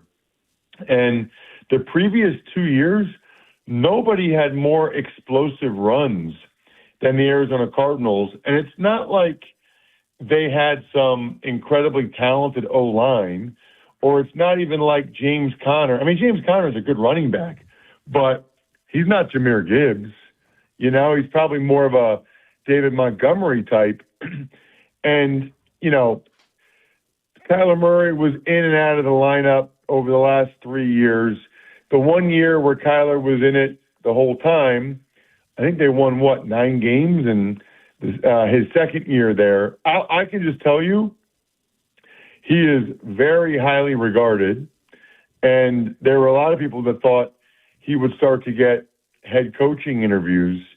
And I can tell you just from talking with him, super smart, very impressed. I don't really think they had the greatest pieces to work with in Arizona. I mean, Kyler Murray is consistently inconsistent, and I don't know that anybody can ever get him to fix that. I think Marvin Harrison Jr. is not going to be in the NFL what people thought he would be. But if you look at it like what he got out of Trey McBride, number 1 tight end in the NFL, even the second half of this year, after Murray was gone, they put up some legit numbers with Jacoby Brissett throwing it to Michael Wilson, right, who had the best receiver numbers in the NFL in the second half, and Trey McBride. Even though their O-line's not great, their defense stank. I actually it says a lot to me about the Lions organization and Dan Campbell in particular, that they noticed what Drew Petzing was doing and why he was so impressive, because it's kind of hard to see that sometimes when it's a team that's not winning any games. So let's move on to the playoffs now. And you've got Jarrett Stidham starting for the Denver Broncos. Do they have any chance against the New England Patriots? They absolutely do. And I got to tell you, I don't know if you guys have talked about this or not. He would never say this publicly, but this is like perfect for Sean Payton from a coaching legacy standpoint. It's almost like he's got a free roll. You know, I'm not saying he's glad that Bo Nix is injured, because he's not, because that was his best chance to win the Super Bowl. But, you know, if the Broncos lose now, it's, oh, well, what do you expect? Their starting quarterback fractured his ankle. But if the Broncos win with Jarrett Stidham and get to the Super Bowl, that's a huge feather in Sean Payton's cap. And then if they actually win the Super Bowl, can you imagine? I mean, you're talking Hall of Fame, and maybe he already is one, but that would greatly add to the legacy for Sean Payton. The thing is we talked about this on the Even Money Betting podcast. You know, they attach a value, the handicappers, the sports books, to every quarterback. And my guy on the Even Money Betting podcast, he said that Bo Nix is slightly better than an average quarterback, meaning he's worth about a half a point on the betting line. He said Jarrett Stidham is an average backup quarterback, and an average backup quarterback is typically minus 3.5 points from an average starter. Mm-hmm. So really, it's a 4-point swing from Bo Nix to Jarrett Stidham on the betting line. And he feels like, you know, in this instance, the market has overreacted. But I say that just to say, number one, I like the Broncos and the points. And number two, Bo Nix is having a pretty good year, but he's not considered, you know, a top 10 quarterback or a guy that really makes a huge difference on a positive side. How about in the NFC? Rams have been sluggish. Is this the end of the line? Is Sam Darnold going to the Super Bowl? Well, so I'm going to be on the sideline in Seattle and looking forward to it. I do that a couple times a year, and it's really fun to be on the sideline. And you know what's weird is I went back and watched the Week 16 game between these two teams. I thought the Rams, for most of the season, were the best team in the NFL. And then I thought it really kind of changed in the fourth quarter of the Week 16 game in Seattle. And that's when Seattle, ever since then, the Seahawks have been the best team. I mean, the Seahawks gave up 9 points in back-to-back games against Kyle Shanahan, Brock Purdy, and the Niners. The Seahawks have rushed for over 160 yards in 4 straight games. They are peaking at the right time. And in my mind, as long as Sam Darnold plays clean, as long as Sam Darnold doesn't turn it over, I think the Seahawks are the best team. I think they'll win the Super Bowl.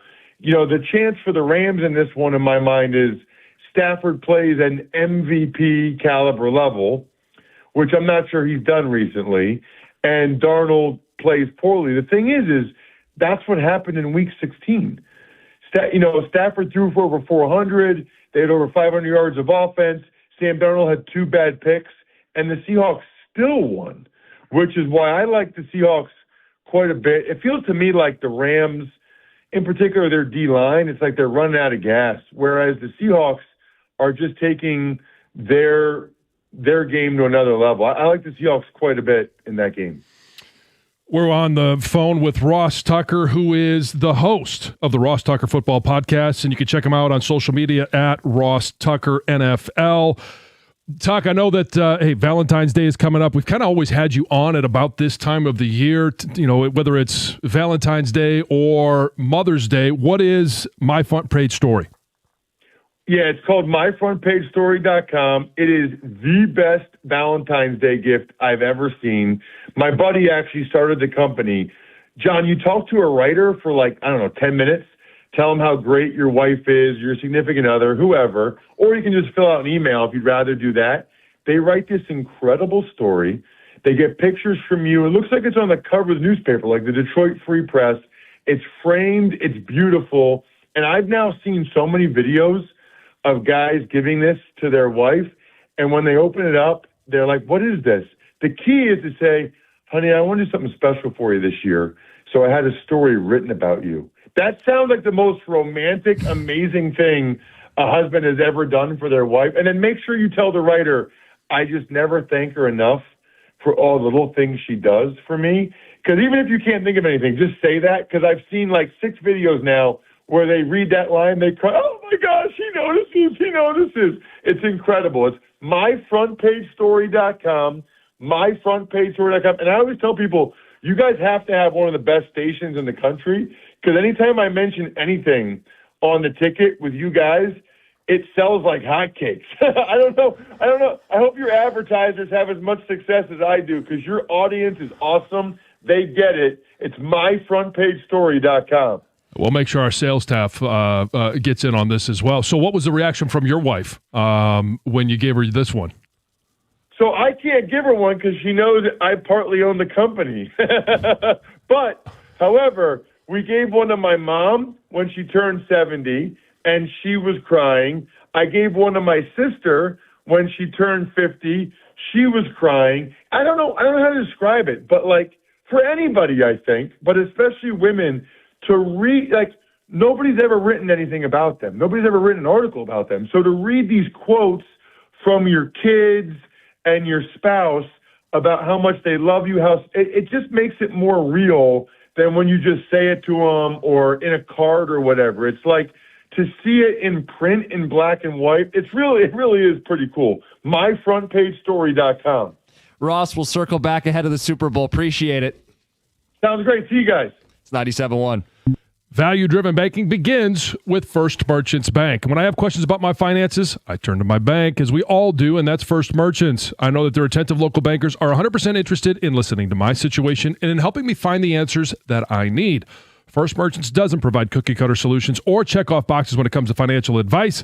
They take the time to learn about my life, my personal and financial goals, and they work with me to build a plan that fits my situation. That's because First Merchants Bank really cares. They see me as an individual, not just as a number on a spreadsheet, and they're going to do all they can to help their customers and communities succeed. And when you're talking about our community, you can count on that from First Merchants, because they're staffed by local bankers who know and are passionate about the needs of the local community, because it's their community as well. That's where they live and work, and we all have to work together to help it continue to prosper.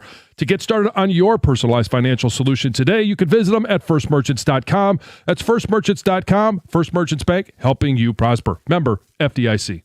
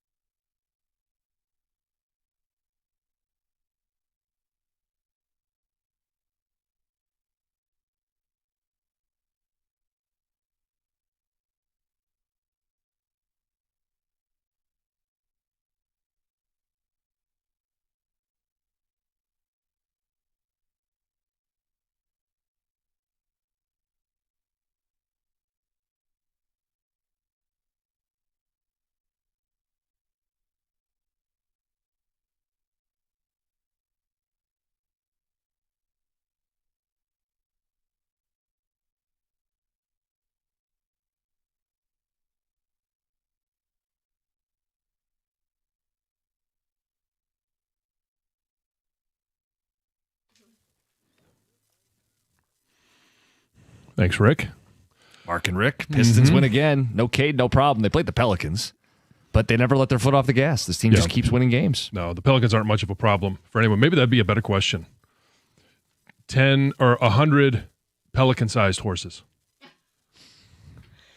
They're a little bigger than ducks.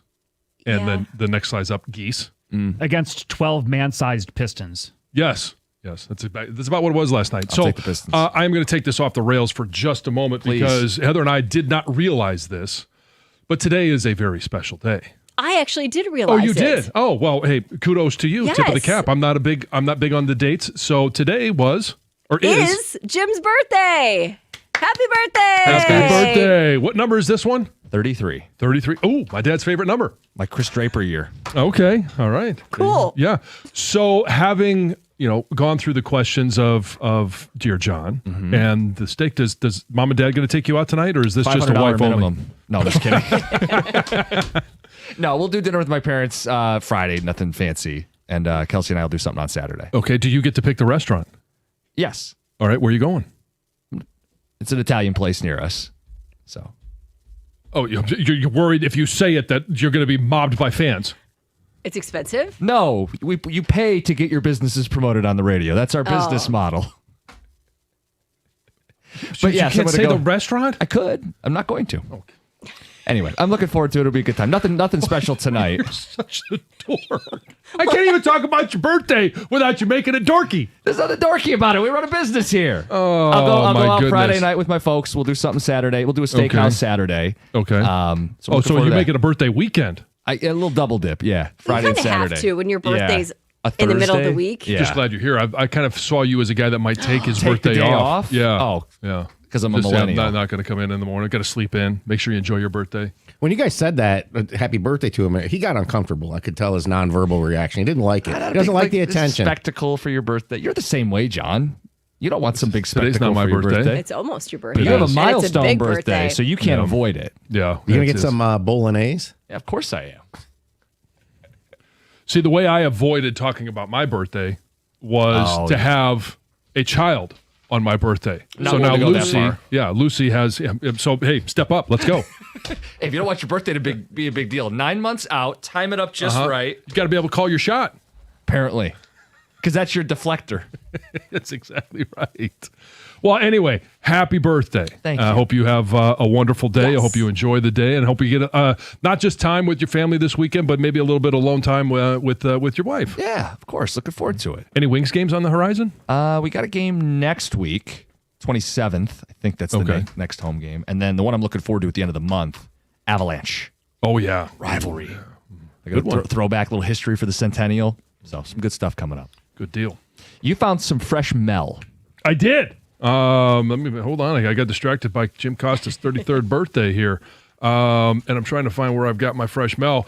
Anyway, as I'm looking it up here, the Mel Kiper dropped his first mock draft of the season. Help me out here, Jim. I'm not. Oh, I got it for you. Yeah. Okay. So, yeah, and I know the tackle that I wanted goes number 3. Way too early for us, unfortunately. But anyway, Fernando Mendoza goes 1 to the Raiders. No surprise there. Arvell Reese, linebacker, to the Jets at number 2. And yes, at 3, it's Maui Noah, the tackle out of Miami. If you're looking for some other notables along the way, as we get to the Lions at 17, Spencer Fanu, tackle out of Utah, goes 6 to Cleveland. Ruben Bain Jr., the pass rusher that was wreaking havoc for Miami, goes 7 to the Washington Commanders.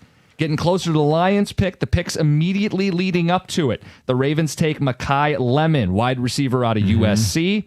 Kenyon Sadiq, the tight end, goes to the Tampa Bay Buccaneers at 15. The Jets, via their trade with the Colts, select Ty Simpson at quarterback. And at the Lions pick at 17, John, they go to the trenches. They do. They go with offensive guard out of Penn State, and that's Vega Ione. So we were discussing this a little bit yesterday when we were talking about the Detroit Lions, or maybe it's 2 days ago. But the fact that they need to solidify that offensive line, I would prefer if they're able to move up and get Maui Noah. I think that is the absolute perfect fit in this year's draft. Now, we all know that, hey, it may not come to fruition. If not, at 17 is generally a little bit higher than you would want to take a guard. However, and I've only watched minimal film on him, But what I do know is he is an overpowering guard. He has really good footwork, and guards.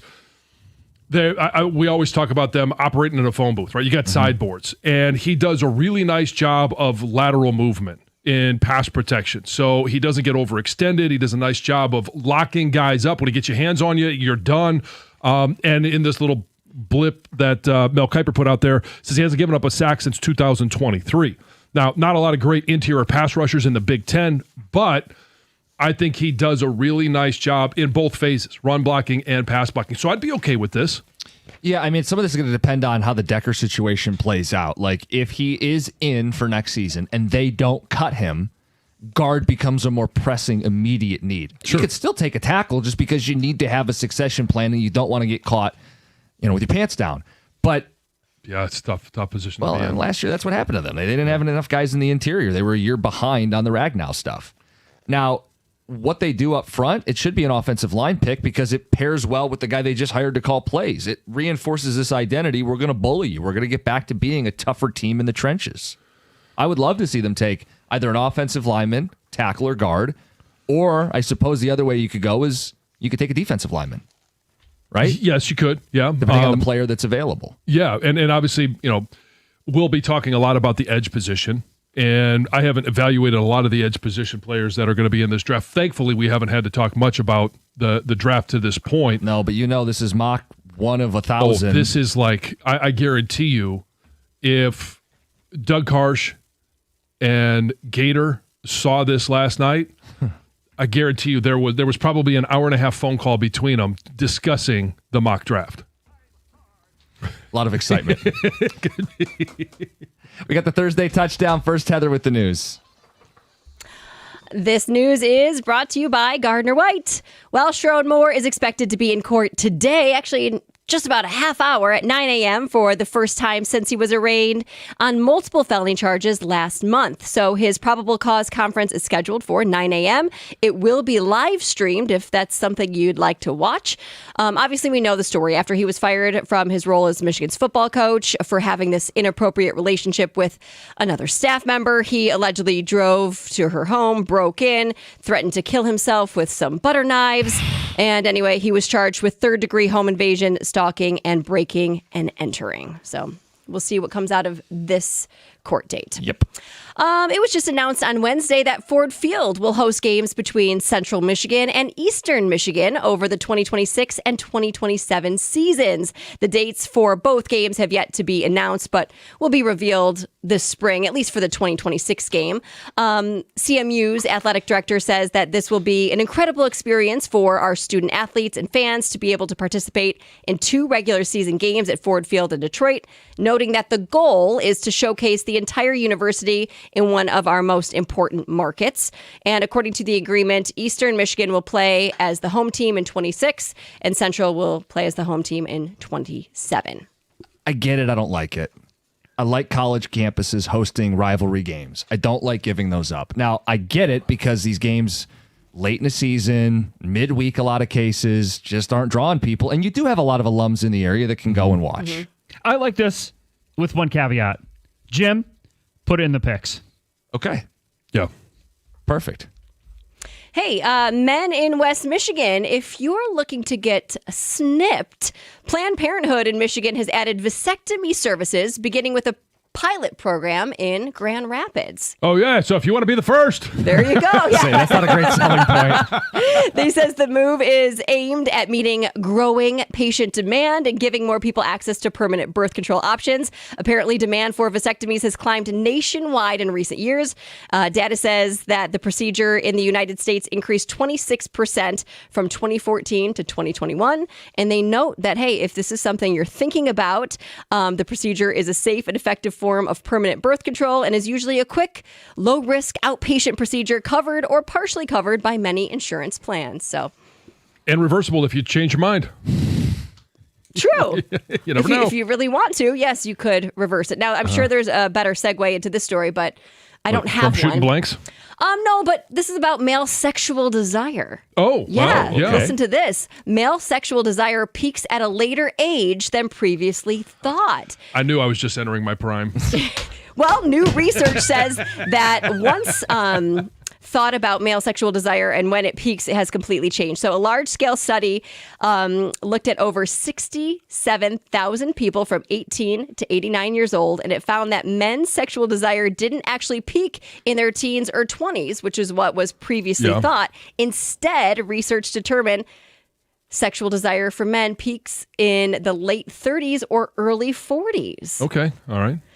They believe the relationship dynamic may play a really significant role, more than initially anticipate. Yeah. How old is Sharon? Oh, God. Well, it's noted that long, 39. stable relationships have been associated with increased sexual activity and emotional intimacy. Also, they say a person's background can impact their arousal level. So like your age, your gender, your job, level of education. They also say having children can affect desire, and it's different for men and women. Women who had children had lower sexual desire, and they won't go through that men again. with large families reported having high sex drives. That's not a That's surprise. right. Yeah. Hey, how about if it says anything about Five somebody children? with 5 kids? Yeah. Yeah. How about Philip Rivers? Yeah. Women need a reason, men need a place. Opportunity. That's Heather with the news. Coming up next, we got the Thursday touchdown. End of the hour. I'm on Ross St. Brown calling out the fans. We'll get to that. It's 97.1. Michigan winters mean cold air, and don't we know it? Also means hot drinks, tougher bites, things that can flare up dental issues. If something feels off, Brightside can take a look right away, often same-day appointments with 9 Metro Detroit locations to choose from. If you want to start the new year with a brighter smile, now's the time. Brightside Dental, $35 new patient special. Going to the dentist doesn't have to be a pain. 1-800-PAINLESS. That's brightsidedental.com. Brightside Dental. No judgment, just care.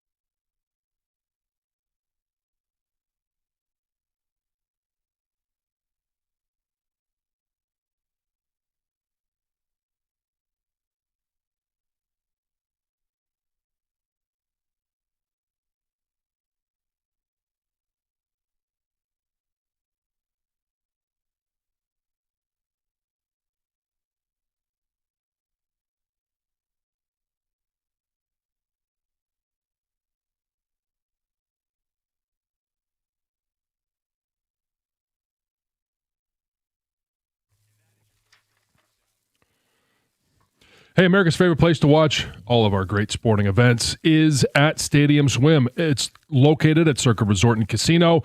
Catch all the biggest games at a viewing experience built for sports fans. You can chill in one of the 6 pools on 3 different levels for a perfect view of their massive 40-foot tall high-definition screen. You could be swimming laps. You could be in a cabana. It doesn't matter. You got a great view. Located at Circa Resort and Casino in downtown Las Vegas, and it's right there on Fremont Street. Stadium Swim. Book your spot today at circalasvegas.com.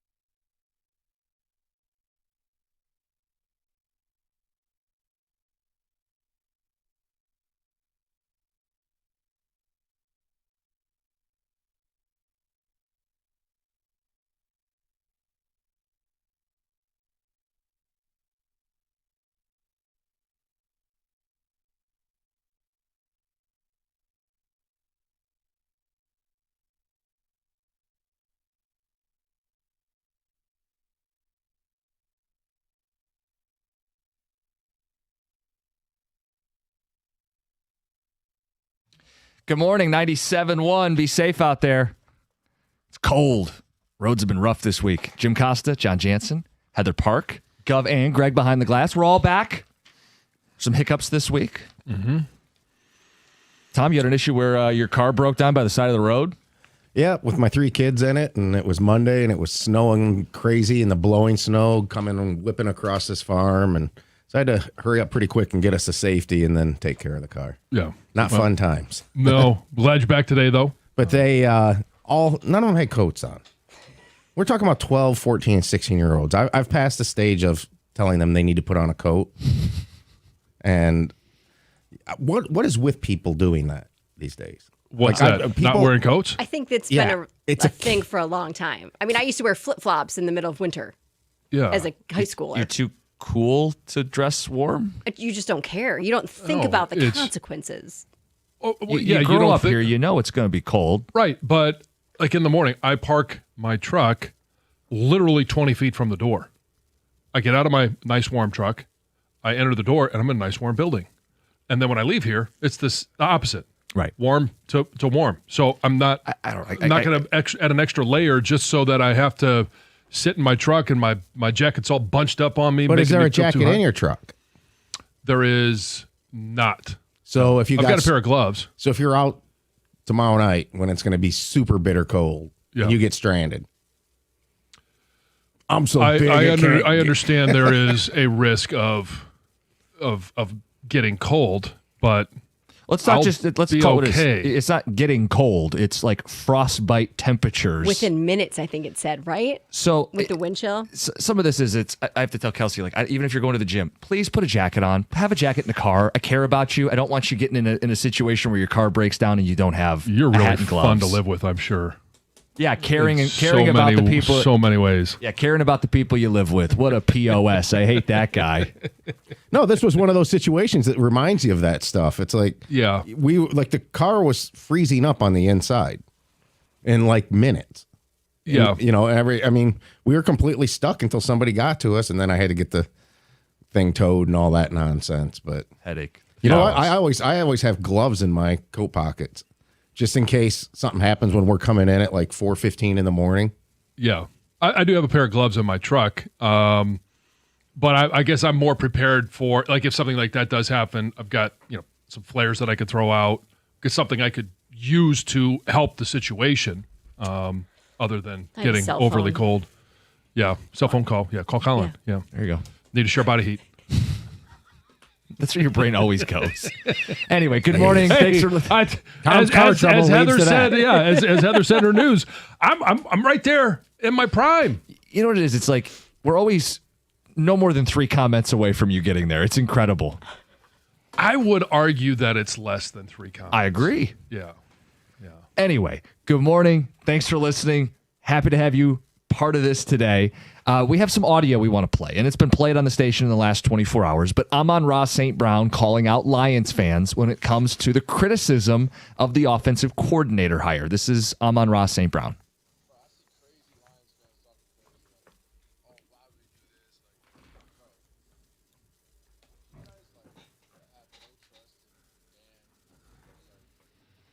He did drop a bro.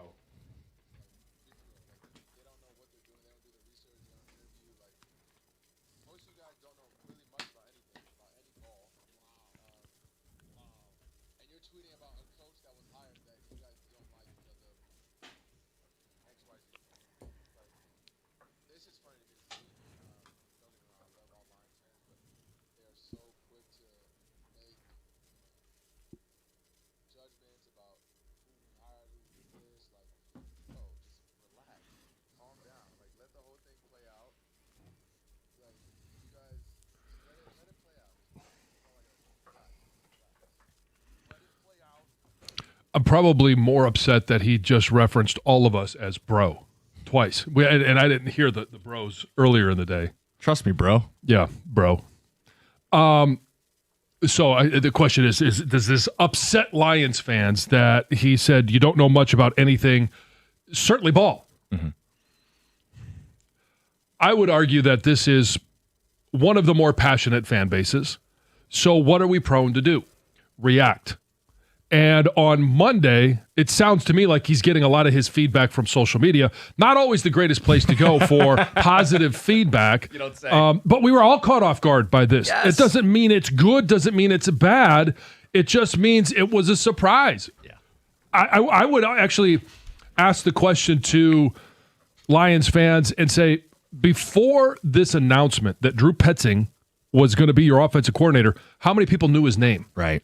Very few. And very few people know the offensive coordinators or defensive coordinators around the league unless you're talking about a team that's in the Super Bowl and Spagnuolo with the Chiefs.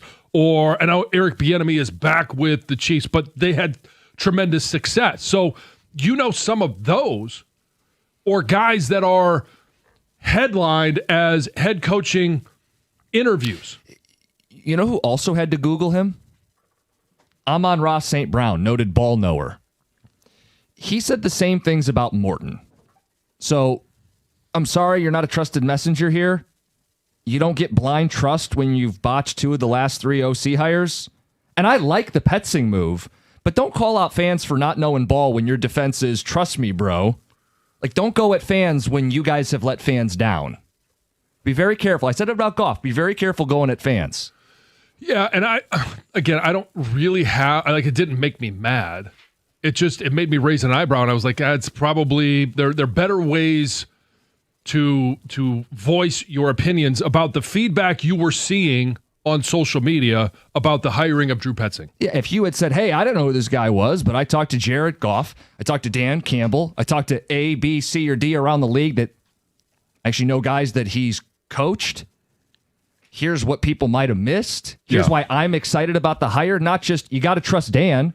That's the worst argument to make.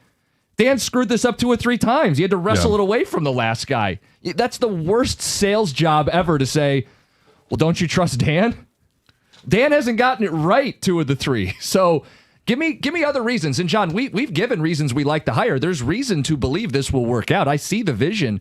I don't think his comments did him any favors. No, but and obviously track record plays into this in regards to 2 out of the 3 haven't worked. Well, one of them was really good in Ben Johnson, and we saw what he did obviously with the Bears. So it's not just, we talk about Dan Campbell's offense. I do believe this is Dan Campbell's offense. And do I think Dan knows ball? Hell yeah. Mm-hmm. Do I trust him to make an educated decision on who's going to be the play caller next year? Absolutely.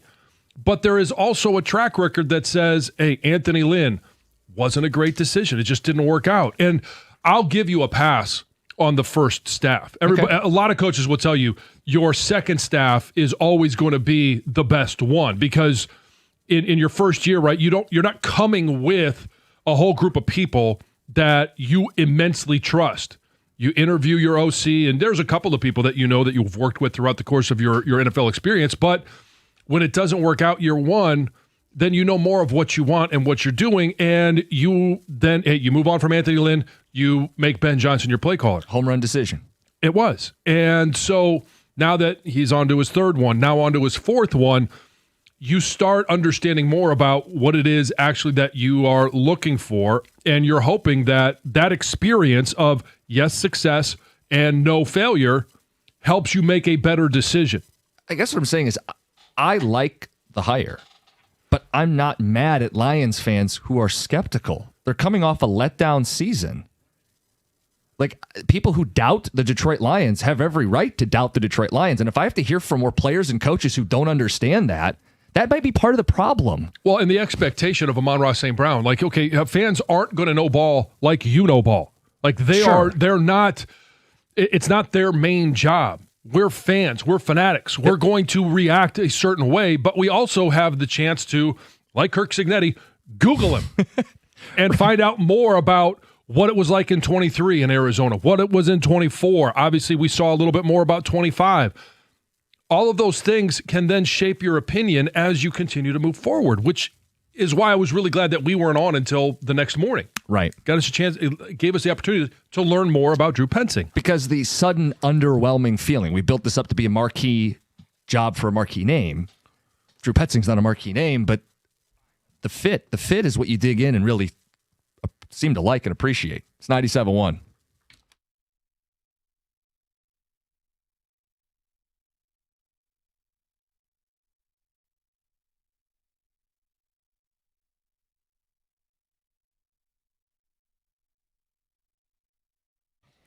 Former Michigan head football coach Sharon Moore is set to appear in Washtenaw County Court in just a few minutes this morning. The hearing will discuss Moore's charges of third-degree home invasion, misdemeanor breaking and entering, and misdemeanor stalking. A plea deal could be made for the former Michigan coach. What is more likely, however, is that no plea deal will be announced, and the plaintiff will argue for the case to move forward to trial. Scheduling resolutions and the discovery process will also be discussed should the case move forward. Moore was fired from his position as head coach of the Wolverines back in December after the university received word that he allegedly had an inappropriate relationship with a staff member. Upon being fired, Moore went to that staffer's residence and broke into her house before threatening to harm himself and then fleeing the scene. Moore stood mute during his first court appearance back in December, which is effectively the same as pleading not guilty. And after last night's big overtime win over the Maple Leafs, the Red Wings are back on the ice tonight against the Minnesota Wild. The Wings will take on them at 9:30. It will be Detroit's first meeting against the Wild this season. Minnesota's currently 28-14-9 this year and sits in third place in the Central Division with 65 points. After moving into a tie for the Atlantic Division and Eastern Conference top spots last night, the Wings can take sole possession of first place with a win tonight, as both the Carolina Hurricanes and Tampa Bay Lightning are off and not playing games. From the Corewell Health Sports Desk, I'm Brendan Shabath. For more, go to 97.1 The Ticket or visit Odyssey.com.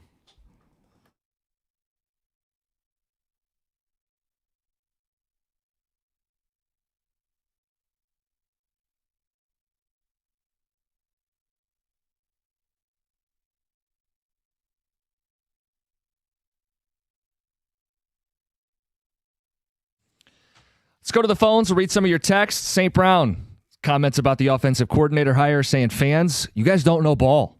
Let it play out. Mike in Livonia, you're on 97.1. Hey, Jim. So a couple of things. Honestly, I'm kind of getting sick of it because, okay, so a part of what he says is the negative part about the Lions fan. I kind of get that with the whole Jared Goff thing. He's not mobile. You know, you had your partner, the guy comes out in the afternoon.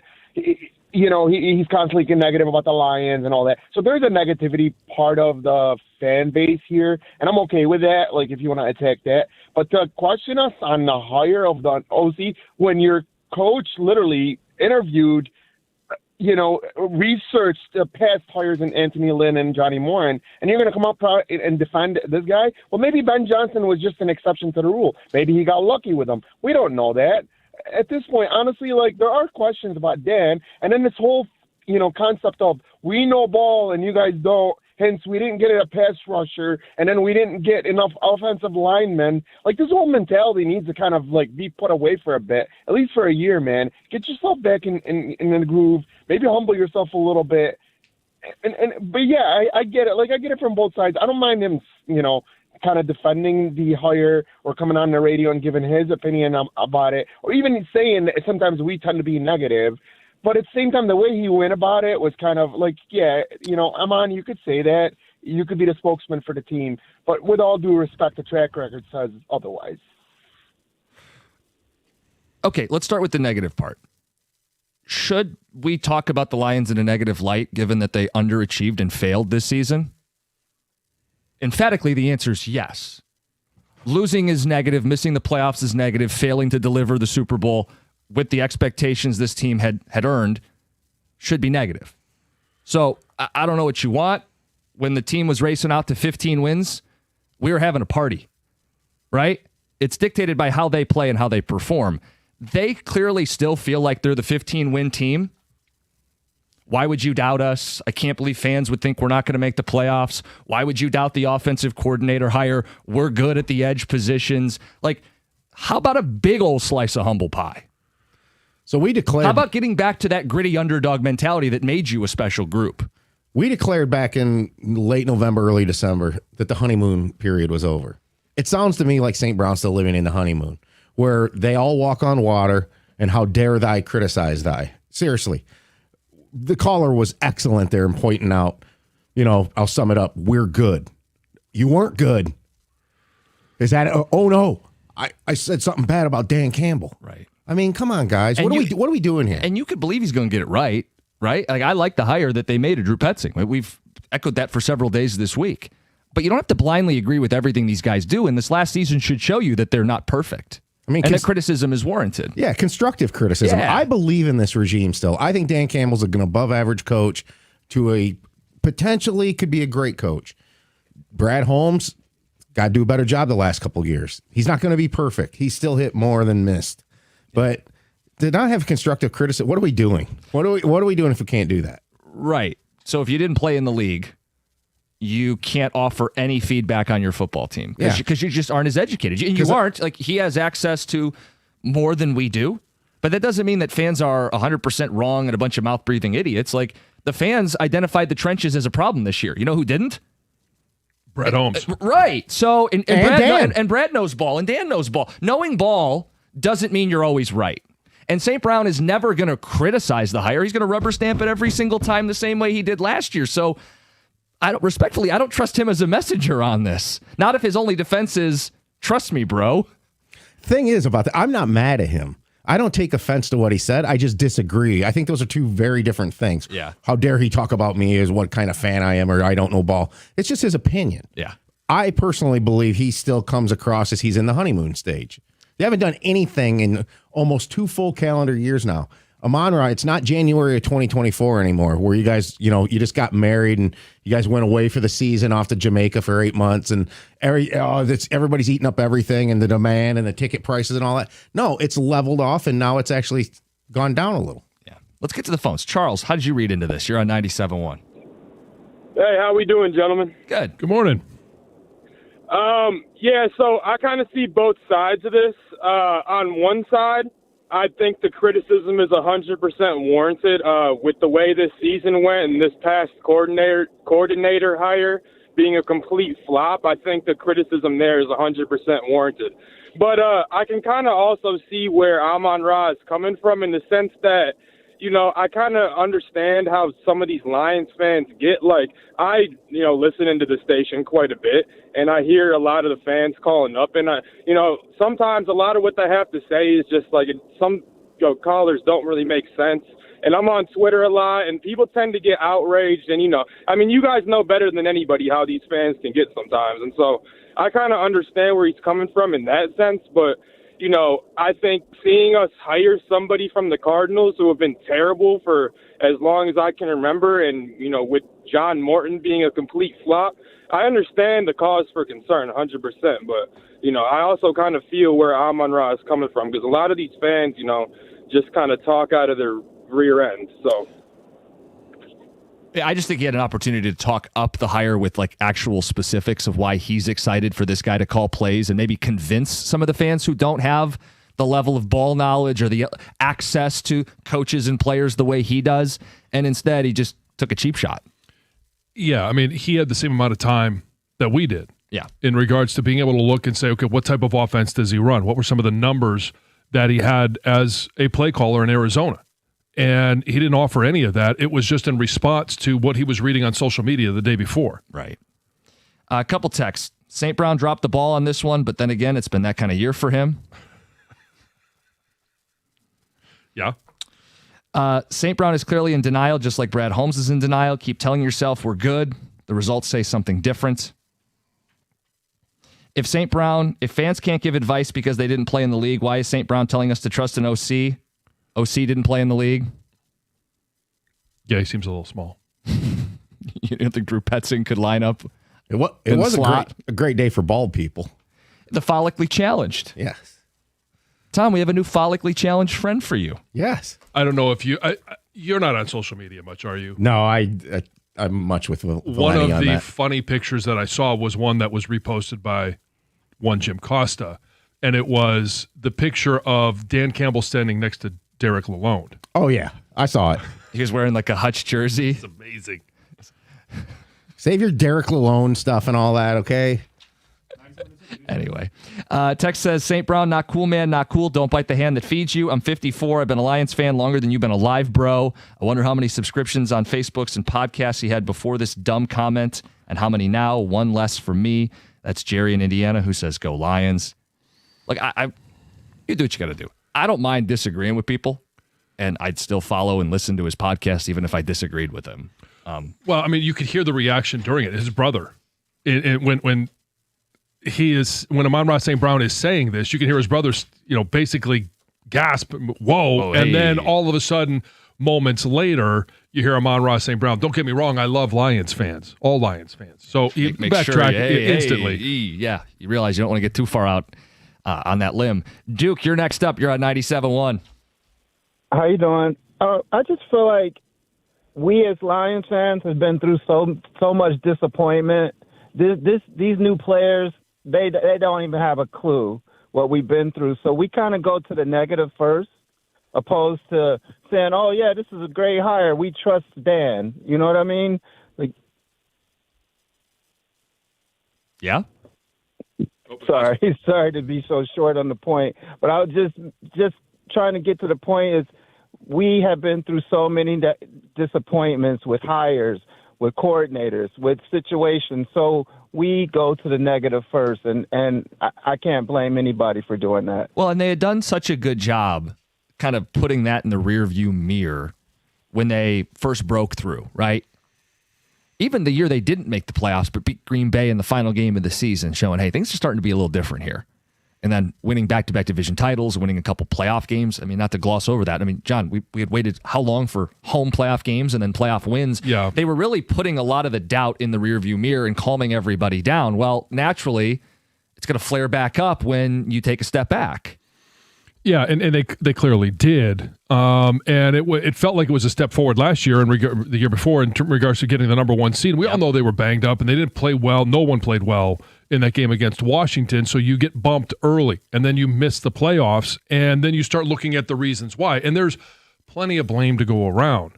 And you could talk about, Amon-Ra St. Brown put him in the front and center of this conversation. Yeah. So it brings up that he dropped more passes this year than he has previously. A victim of his own success, because anytime he drops a pass, it seems shocking. But then you look and you say, well, okay, Brad Holmes didn't identify the fact that they needed to solidify the offensive line and the whole we're good with the defensive front, all of those different things. And we identified a concern of two new coordinators. Didn't mean it wouldn't be successful, but it was questions as to was it going to be successful? Yeah, I don't have any gripes with Amon-Ra the player. Even with the drops, he was an all-pro. I mean, the guy was gutting it out in short weeks and playing through injuries. And yeah, he's an elite receiver. And the mentality he plays with is the mentality this team plays with or should play with. So I have nothing against the player. And really, these comments don't bother me all that much other than hearing them and going, that's dumb. Yeah, exactly. Why'd you do that? That was stupid. Let's get to David. You're next. You're on 97.1.